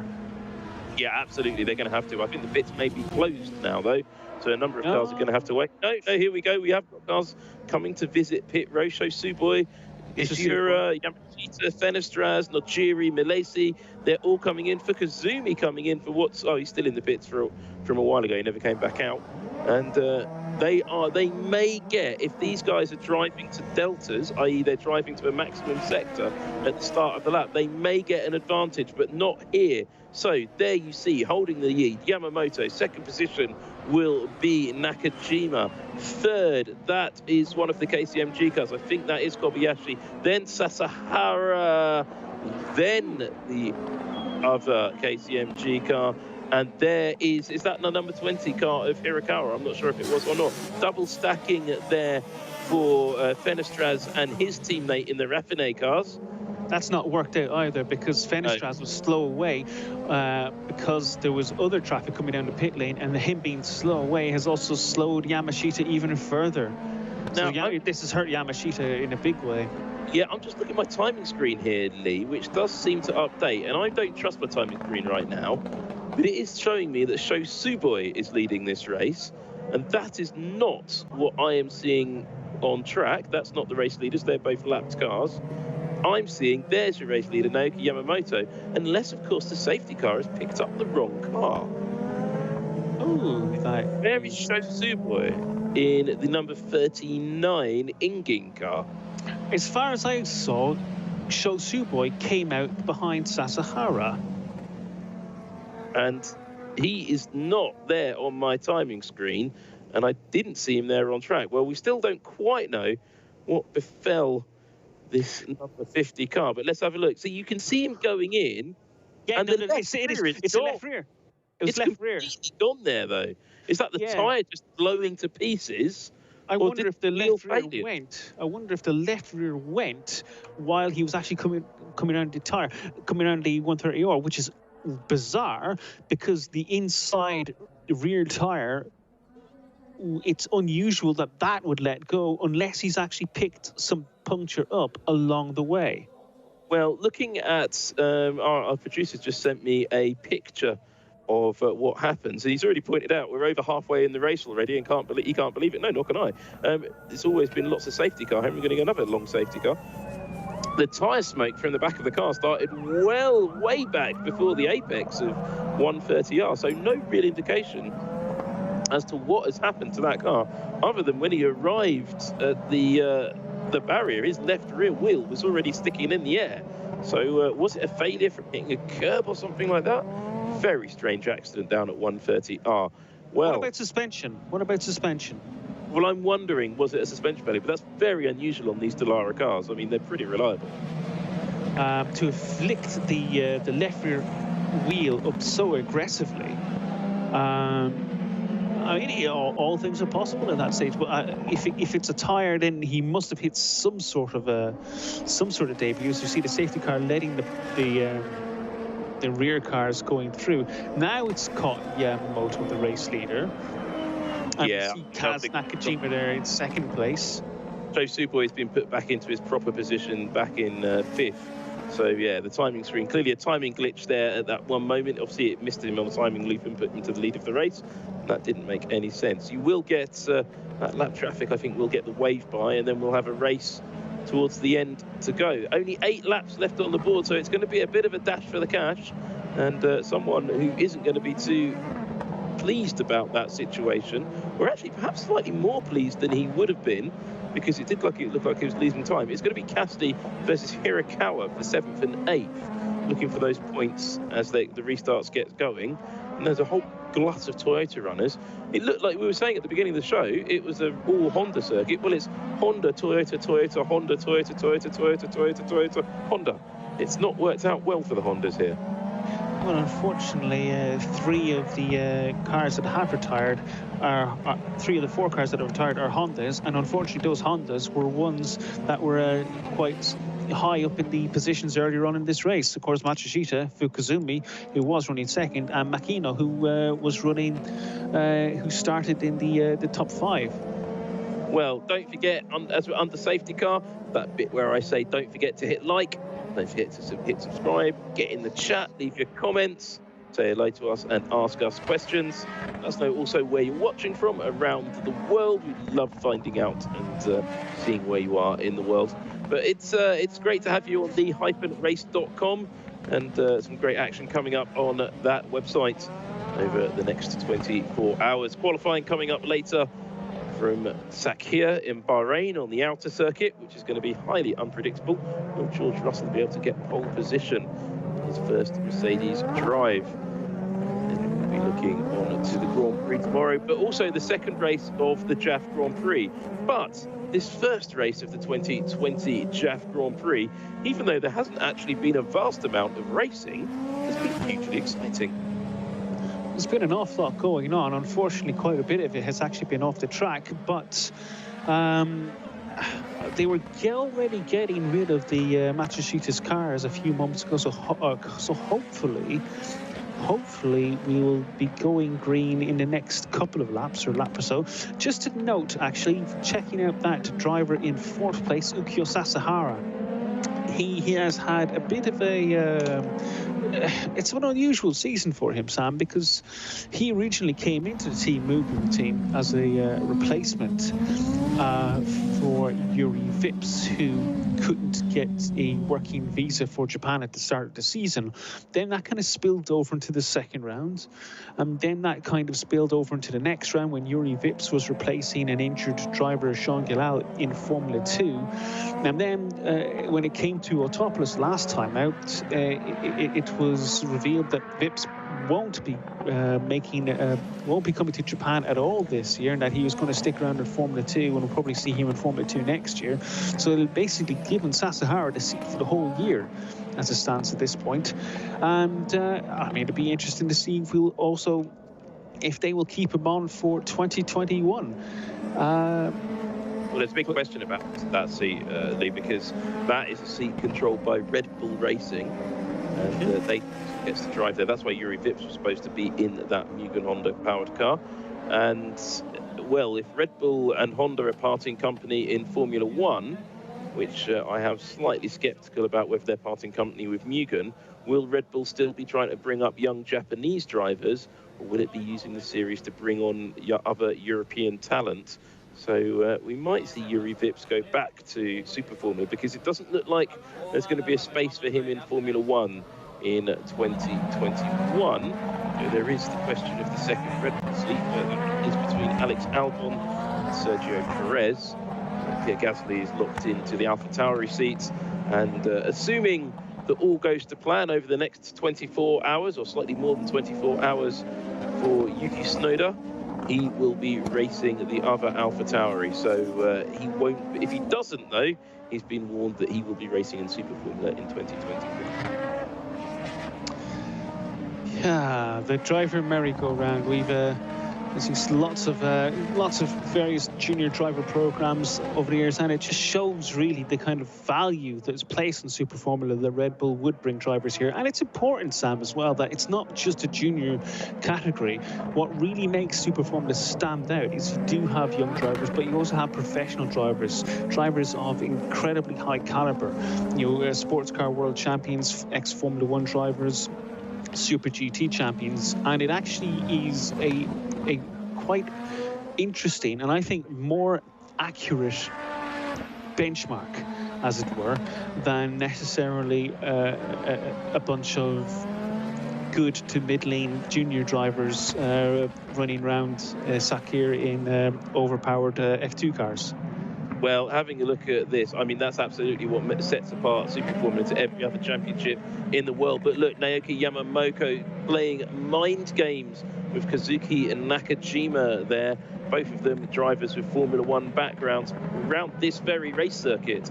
And then you got Yuji Kunimoto, he knows what he's doing. And then Sasahara, the young talent coming up. Sho Tsuboi back in 5th. Then Kamui Kobayashi in 6th. Hirakawa 7th, battling with Nick Cassidy, a man who should have been in Formula 1. But look at the way he's gone now. Look at the way Yamamoto was backing up the field. That's going to create some overtaking opportunities back down there. Nick Cassidy looks like he's about to get mugged. He's left a massive gap back to Ryo Hirakawa. That's gone very badly as the third place man. That's Kunimoto getting very racy on the back of Nakajima in 3rd position. We're back racing at Suzuka for the final few laps of the 2020 JAF Grand Prix Race 1. It makes me wonder, though, Sam, if, as we see Sasahara challenging Kunimoto for 3rd place and not really be able to make the position there, we see some tyre smoke as well, is Cassidy actually having some sort of issue with in the lower revs that is causing him to actually be slow away maybe in the lower gears? Because he does not seem to actually have an issue in the higher paced corners, but the positions he did lose that time before the safety car were all in the lower speed corners. We'll see later on. We'll actually have to keep an eye on him as the race ages. Meanwhile, Yamamoto leads, Kazuki Nakajima 2nd place, Yuji Kunimoto 3rd, Ukyo Sasahara 4th. Sasahara, this would be by far his best drive so far this season. And a solid job. Gone into Q3 for the 2nd time this year. He's not scored any points yet, Sam. He's in the best finish of 11th place, which was in the season opener. But, you know, I think he's slowly but surely finally beginning to click with this car. There's still a big gap there. I'm looking at the back of this group of 5 cars. Hirakawa, that white car at the back of that little train of cars, is being slowly stalked again by Nick Cassidy in that green and white Vantolin Team Tom's car. And Hirakawa will be aware that his title rival is beginning to close back up on him after that big restart, but trying to go round the outside of Sasahara and not making it work there is the Inging Motorsports car. But that has backed up the field. Kobayashi right there. The Red Bull liveried car got a little bit squirrely on the exit of the chicane. And look at the effect. They're all battling up. And if they touch, they're 3 wide down into turn 1, 4 wide. Now here at Suzuka, that's not going to work. Big crash. Hirakawa's out. Hirakawa's out. This big crash in Sasahara. And that is one of 7 others. And that is an absolutely enormous accident. A guaranteed safety car. Hirakawa is in the wall, as is Sasahara. I think there's 3 or 4 cars off here, and that is a nasty accident. He's out of the car there, fortunately. Sasahara climbing out on his own. He's got into the squishy barrier. He's going to be a bit shocked. Now, is Hirakawa okay? The marshals are attending to him pretty quickly. They're leaving him to it, which usually suggests he's okay and getting out. Yes, he is. Was there a 3rd car in there? I think that's the end of our race. Yeah, I think that's it. I think that's the end of our race here now. They're waving it for the safety car quite obviously, but we do only have 5 laps to go with the car on its side at turn 1. But that is huge news for the championship, because I was about to say that Hirakawa needs to be careful in traffic like that to not lose his position and lose points, because Nick Cassidy was right behind him. Cassidy now, I believe, will be up to 5th or 6th place after that shunt. Now, let's see what happens. The cars go... Sasahara is going to get collected by the Ing car, and that's Kobayashi there. And so, Leigh, what happened there is Sasahara... And Kobayashi just misses. Kobayashi goes through the middle of it, so it's just the 2 cars. Yeah, it's just the 2 cars. But what happened, this is a better angle. So the Red Bull car of Sasahara just squeezes left on the Inging car, which collects Kobayashi as well, does him some damage. But Kobayashi escapes the accident, but those 2 are going off. Cassidy gets through as well, but that is 2 cars out. And Hirakawa, he's going away with no points from this race. That is another heartbreak for him. I'm thinking also... Also, Sam, Ishura, when Sasahara was spinning off, got clipped on the right front wheel, and there was tyre smoke. I'm not sure if that was Ishura locking up, or if that was the tyre itself potentially maybe just losing a little bit of pressure. But we're under safety car at the moment, and it's going to be slow speed.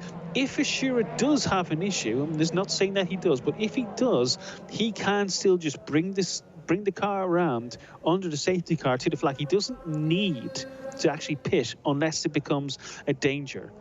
But that's exactly what I'm talking about. He has a puncture. That is exactly well, is he going to try and limp it all the way around the track and keep going? Yes, I think he is. But he's got a long way to go. 4 laps with a puncture like that.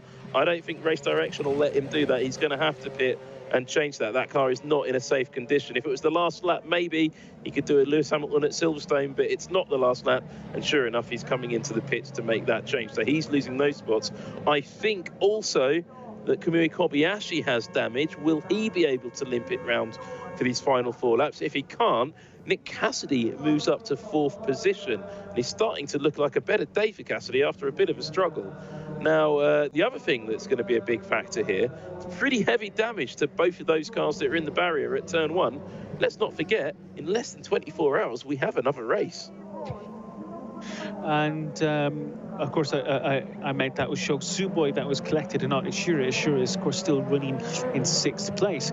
Now, Kobayashi did, as you mentioned, Kobayashi did get clattered on the front wing. And I'm interested, was it just maybe, did the front wing effectively bounce and deflect, or was there any real damage to the front wing of Kamui Kobayashi? I think he got proper damage there, Leigh. He got hit 2 times. So he got hit in that sort of 4-car squeeze. He got hit pretty heavily on the right-hand side of his car, not just on the front wing, right along the right-hand side of his car. But also, he then collected some of the debris as he went avoiding the 2 cars flying off the track. And, well, as we know, there's a Red Bull livery Dallara wedged sideways in the barrier at turn 1, as you're about to see. Now, let's take a look. Very aggressive move there from the Inging car, pushing Kobayashi out to the right. But keep an eye on the Red Bull livery car. He just moves left on the Engen car. That gets Kobayashi's right rear tyre. He then collects a bunch of debris. Well, you can't see it in the dust there, but Kobayashi did collect a bunch of debris. You'll see it in this angle. So you see the car squeeze on Kobayashi. It lifts the rear of that KCMG car. And then as that Red Bull car spins round, Kobayashi takes off its front wing. So he did make contact with Sasahara's Dallara as well. So I'd be astonished if there wasn't some significant damage on Kobayashi's KCMG Dallara, but he does at this point still seem to be running around the track with whatever damage he's got in 4th position. So in this instance, I mean, the rules on whether a car needs to be pitted, regards whether they have damage or not, that can be a bit flaky sometimes, because if Kobayashi has just had a chunk taken off of the front wing, and but there's no parts hanging as such, if it's just a straight break, they will not give him the meatball flag. They will allow him to stay out there. However, if the front wing has additional damage and is maybe scraping or dropping parts, then they will definitely pit him in. Well, he's warming his tyres, it's normal, so it looks like he doesn't think there's much problem. It looks like you can see some damage on the right front of his front wing there. That's the car further back, and well, there's only very light damage if it's there at all, actually. It might just be the light. I think he got away with it. I think he might have got away with it. He's running alongside. Now, here's a question for you, Leigh. Now, I don't think Toms are a team that is going to do this, but Team Toms have got a driver in championship contention, Nick Cassidy.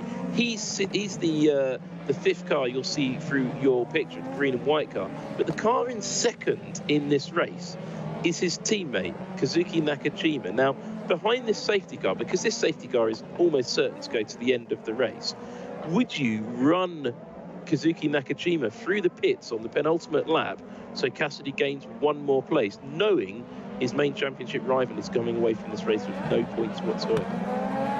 I don't think they will, because I think Kaz Nakajima, having scored decently in the first round of Motegi, he's 12th in the championship at the moment with 8 points, but this 2nd place will actually propel him quite far up the order, and it gives him 2 solid scores with 2 rounds still to go. I think Nakajima will look at it very much in that it's 2 dropped point scores in this championship this season. Therefore, he's going to take every opportunity he can get to propel himself back into the championship order. So I think he'll keep this podium. I think he'll take it. I think if they did ask him to pull into the pits to allow Cassidy to gain an additional position, I think he may find he'll suddenly have radio troubles. Yeah, I mean, that's it. 3 laps to go at the moment. And what down at turn 1, but last time we saw there was a car wedged in the barrier, so whether we go back to green flag racing, I'm not completely convinced that we will. But it does give me time to say, don't forget, tomorrow, in less than 24 hours, same time as today, we have another Super Formula race here live on the-race.com. So don't forget to hit like and subscribe, or if you're really keen, you can actually just start streaming that race straight on the back of that. The channel is live for that race already, so the chat will start on the back of this. And it does look like we're about to go racing again. Naoki Yamamoto backing up the field. So we're going to have a 3-lap dash, well, 2-lap dash for the cash, round Suzuka circuit. So no drive through the pits for Kazuki Nakajima. He's got one job, go out and win this. Nick Cassidy's got to make this restart better than he did the last time round. Can he get back up onto terms? And don't forget, cautions breed cautions. We could see some more damage. We saw it go wrong last time. Will the other championship fighter, Nick Cassidy, be a little bit more circumspect? Naoki Yamamoto is really backing up the field. Now he's got his foot down. Nakajima's well placed. Cassidy, much better placed for this restart. He's going to have a run down into 130R. That's going to be a great battle into the first corner. Here comes Nakajima on the back of Yamamoto. Doesn't get it done into the final chicane. But look, the top 5 now all together. There's Cassidy. He's going to have a great run into the first corner, right on the back of that 4th place car. That is interesting thing as we see Cassidy. He's going to make a run on Kobayashi coming into turn one. Kobayashi, of course, still has a little bit of damage. Does Cassidy go around the outside? I don't think he did in the end. No, he didn't. He wasn't able to make that stick as Naoki Yamamoto leads into this penultimate lap of the race. And I have to say, Sam, one little note, I thought it was very strange. In those last couple of laps, the pace car was going very, very, very slow. And I wonder if that was a tactic from race control to actually extend each lap to give the marshals additional time to clear those cars that were stuck in the barrier, so that we can finish on a green lap, on a green racing lap, as it were. Yes, 100%. That's exactly what happened, Lee. That's totally what they're doing. I can tell you that for a fact. But look at Cassidy there. Now, so a question just came in on the chat. I'll answer it very quickly. On the timing screen, you'll sometimes see H and T next to a driver's name. It just means they've got a Honda engine or a Toyota engine in the back of these Dallara chassis. This is not one-make racing like Formula 2. There are two different engine constructors racing here. It is a battle of the manufacturers. Yamamoto beginning to gap Nakajima, but look, Cassidy coming back. Only a brave man would try to go round the outside of Kamui Kobayashi in Japan. But Nick Cassidy, as you saw, going high on the curb, is very brave. But that run onto the curb has given him a great drive down the west stretch. Will he get a run into 130R or even the chicane? We'll see at the bottom of your screen as Yamamoto goes through. Cassidy still not quite getting it done on Kobayashi. He's using all of his overtaking boost to try and get the job done.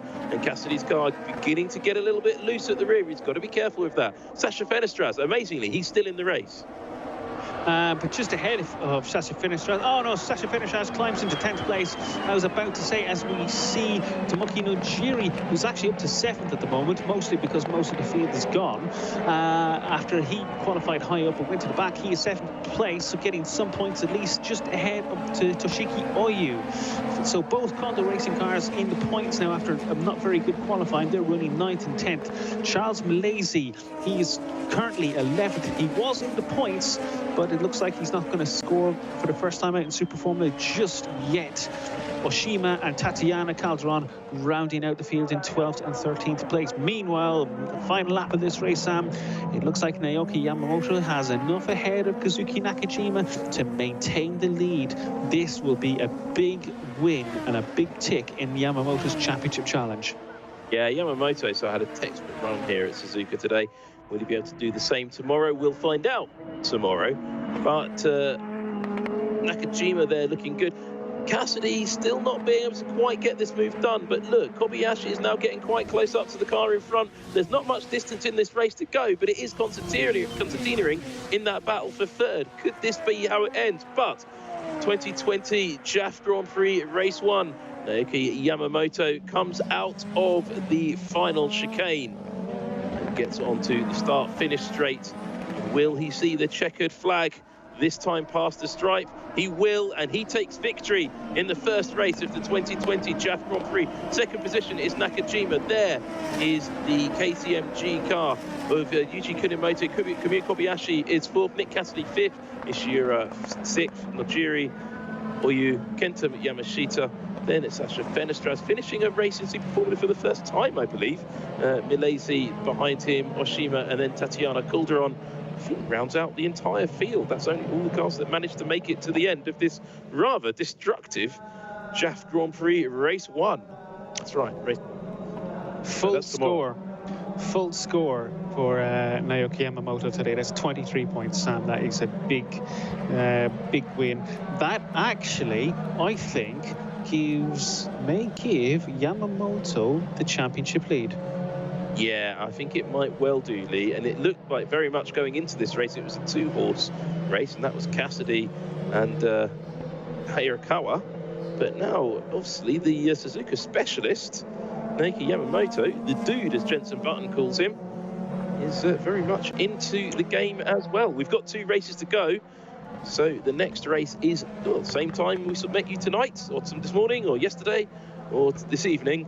It's 24 hours. We've got another race here at Suzuka, JAF Grand Prix Race 2, in just under 24 hours time. Hit like and subscribe. The link is now live for you to jump over, but stay with us here on the live coverage for now. The chat will be live on that channel all the way through tomorrow, and indeed today, depending on your time zone, for the build up to the race. So I'll be jumping into that chat at various points over the next 24 hours to chat to you all. Sorry I've not been in the chat today. It's just been a little bit busy here talking about all of these racing cars. But we'll be bringing you the podium and of course those championship positions. So stay tuned and keep the chat going on. And don't forget to hit, of course, like and subscribe, Leigh. And Sam, of course, not only we have a very international series, as it were. There's an international audience who've watched Naoki Yamamoto take his 6th Super Formula win at Suzuka. We've had an audience from Toronto in Canada, Jamaica, Scotland, New Jersey, Massachusetts, Buenos Aires, Mississippi, Brazil, Wacky Land, Auburn, Indiana, Colorado, New Hampshire, Miami, someone who's watching from your mum's house, Alaska, Australia, including Perth, another person from Boston, Brooklyn, Philippines, Germany, Montana, hi from Mexico, hello from the UK, someone from Curitiba, then Los Angeles, Colombia, another person from Mississippi, that's 2, Poland, Indonesia, Texas, Montreal, Uganda, Orlando, Guatemala, New York City, baby, apparently, New Zealand, Czech Republic, and 1 viewer from Japan. That's not out.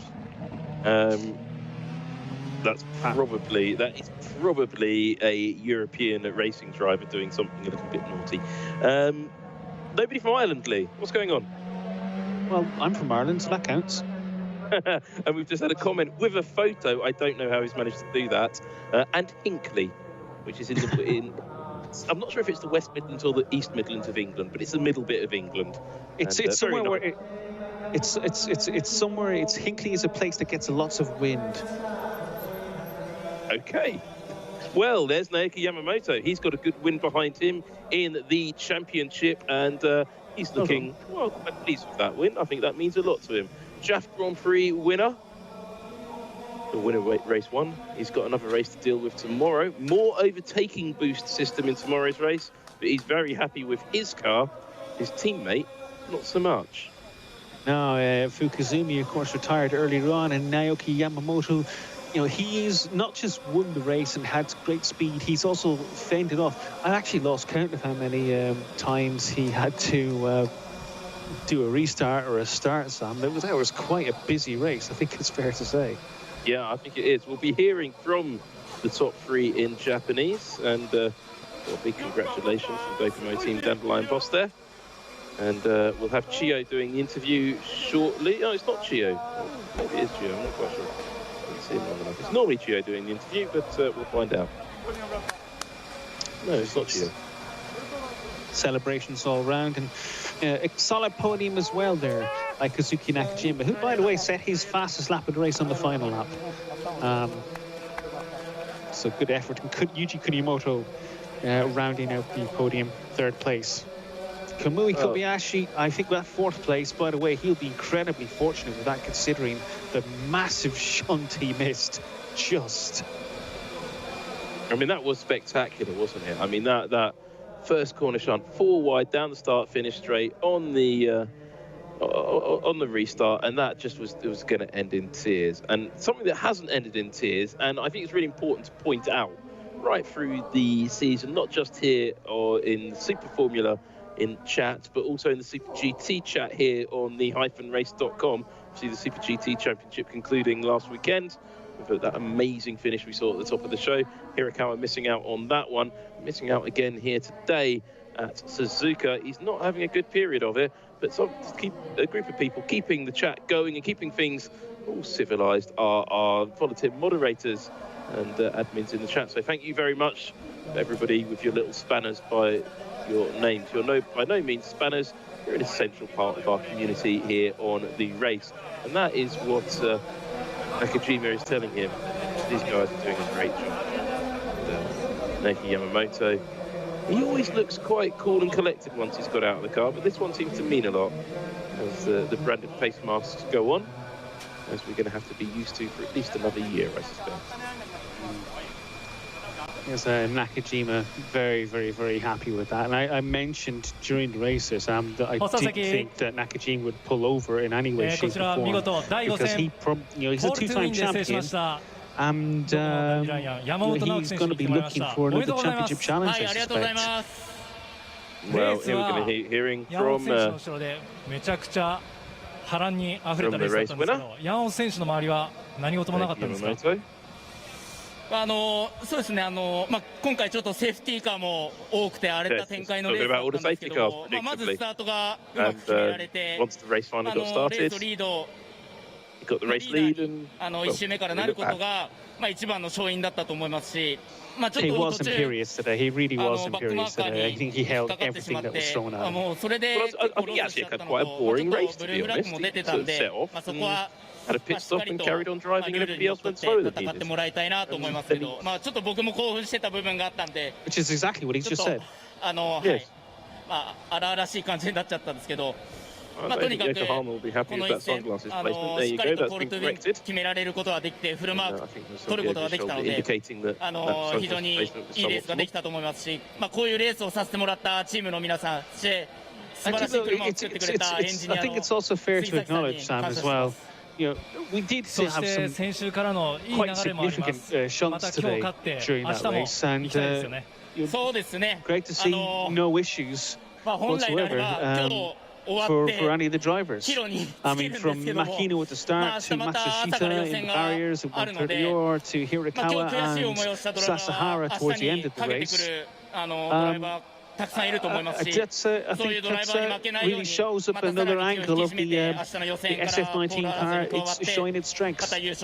Well, literally its strength, isn't it? You know, that halo of the car bouncing off everything seemingly today. And Suzuka's got lots of stuff he can bounce off, and you know, it bounced off it well. All those the squishy barriers doing their job nicely, and everybody walking away from various shunts. Now, a lot of mechanics, they're going to have very sleepless nights. I think there are a lot of them are hoping to head down to Shiroko, the little town near Suzuka circuit, and they were hoping to hang out in the izakayas tonight and have a nice bite to eat. There's some really good food to be had around Suzuka, not just at the S Plaza, just up the hill from the paddock, but down there as well. Well, there's your race result. Naoki Yamamoto, the race winner, from Kazuki Nakajima, Yuji Kurimoto, Kumio Kobayashi, and Nick Cassidy, the first Gaijin, and also a championship contender. Hirakawa Ichiura in 6th, Tomoki Nojiri, Toshiki Oyu, Kenta Yamashita, and then Sasha Fenestraz getting not only a race finish, but points.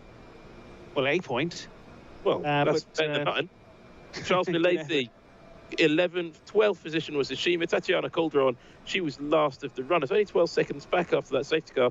Tsuboi, Sasahara, Hirakawa, Matsushita, Fukuzuma, Makino, and Sekiguchi all didn't manage to get to the end of the race. Sekiguchi, as you saw there, didn't manage to get to the start of the race. As we look out across, look out across the sea and look back at the highlights of the race. Now, Leigh, talk us through, everything.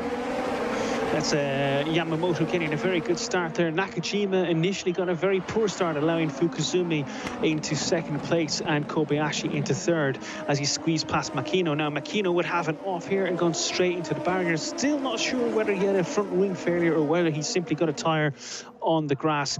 That brought out a first safety car as Makino went right into the squishy stuff, as it were. Nick Cassidy had a little bit of trouble exiting some of the corners, and it allowed Ryo Hirakawa to get around the outside of him in the hairpins, and eventually Naoki Yamamoto came in for a pit stop, dropped him down to 7th place, but really it was actually the race lead as those in front of him stayed out, trying to make strategy go in their favor. As you see Nakajima there in the background recovering from that bad start to eventually slotting just behind Yamamoto. Then there was a massive shunt for Nobuharu Matsushita. It looks like a left rear failure of some kind. We're not sure if that was a puncture or if it's a suspension failure. That brought out a safety car, and then there was a restart, and then we went 4 wide, and suddenly we went 4 wide almost into the gravel as Sasahara moved over into the Ying car, clipped him, and then clipped Hirakawa, pitching Sasahara sideways into the barrier. Hirakawa almost underneath the barrier and causing damage to Sho Tsuboi. The race got restarted with just 2 laps towards the end. Yamamoto spearing ahead of Nakajima in 2nd place and Kunimoto in 3rd place, but Yamamoto went unchallenged in the final few miles of this race, coming to take the checkered flag, his 6th win in Suzuka, and reigniting his championship challenge in a flash. As I said a few moments ago, I do believe that actually puts him in the lead of the championship. As we see, there he is, leading the championship of 55 points. Hirakawa second on 51. Cassidy there, he picked up 6 points for his finish today in 7th. Nojiri took more points just behind Cassidy now, and Yamashita now 5th in the championship with 29 points. From tomorrow onwards, we're now in the stage of dropping your 2 worst scores. And to be honest, I need to actually check back over the scores later on today. I don't think anyone in the championship at this stage has actually had a clean 5 races so far this season. So the drop scores aspect may not even come into effect until the finale in Fuji in a few weeks' time. Well, that's a very long... That podium seems very far away, or slightly out of focus. But nonetheless, there are trophies on that podium, and I can tell you with great confidence as the drivers come to the podium ceremony, Naoki Yamamoto is celebrating. He is going to get that famous Belle Deer trophy. It's one of my favourite trophies in the entire world of motorsports. It is a little scale model of a leaping deer. Why a deer? Because the word Suzuka directly translates as Belle Deer. And it's a very old word in the Japanese language. It predates either Tokyo or Kyoto as settlements. And it's named for the Suzuka Mountains, which you can see in the background. We'll get the Japanese national anthem again, I believe.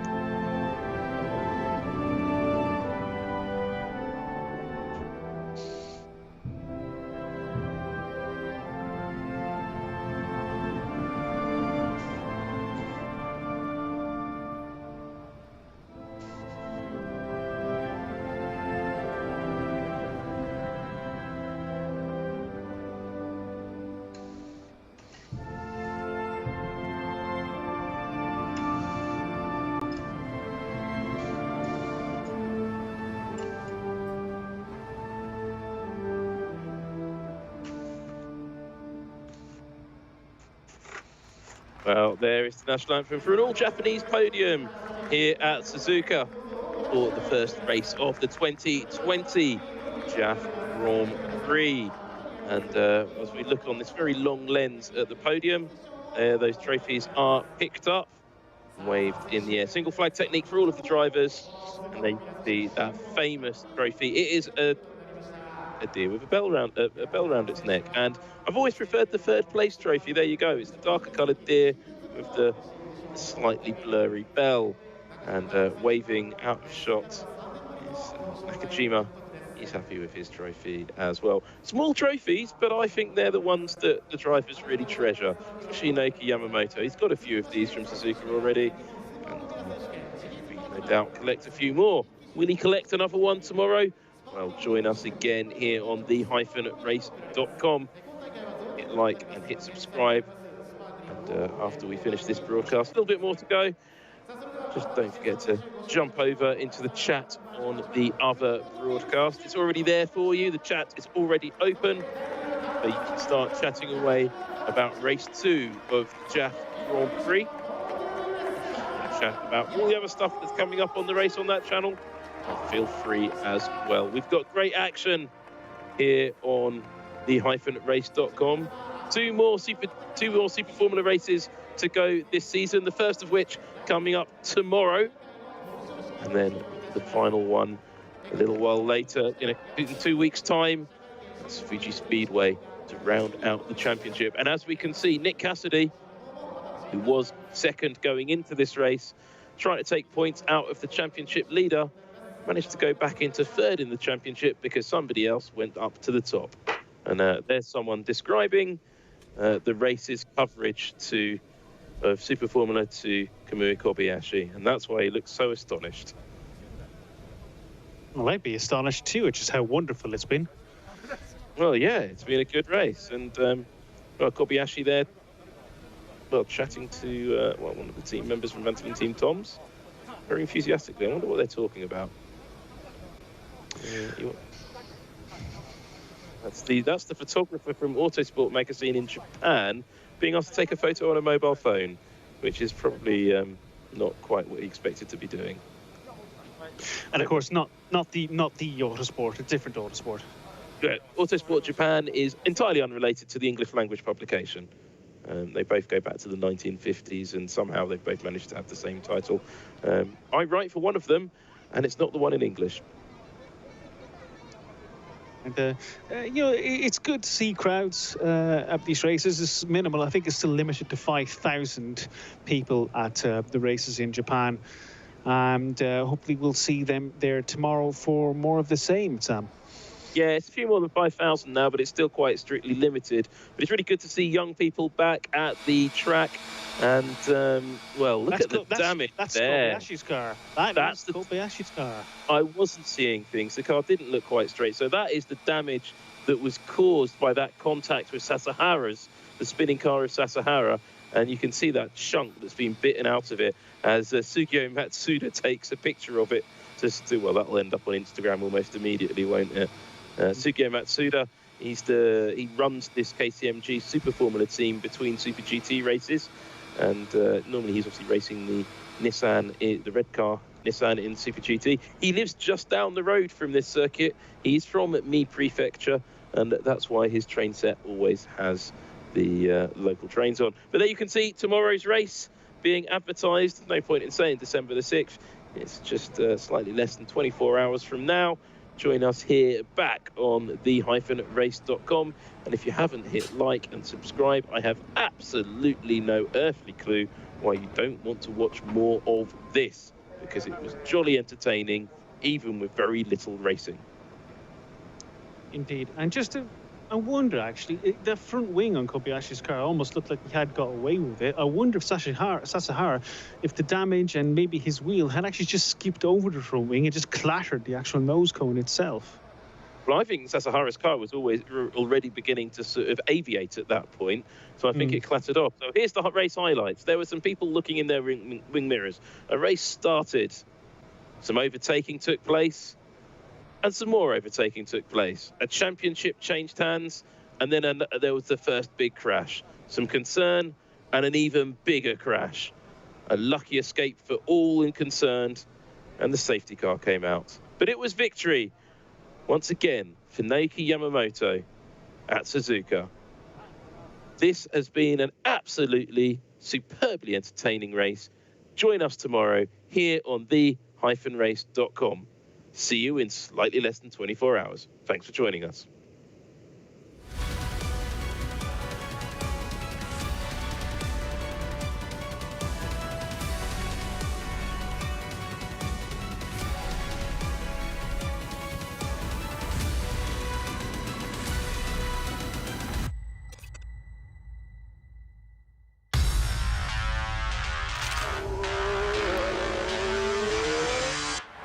Welcome to the race.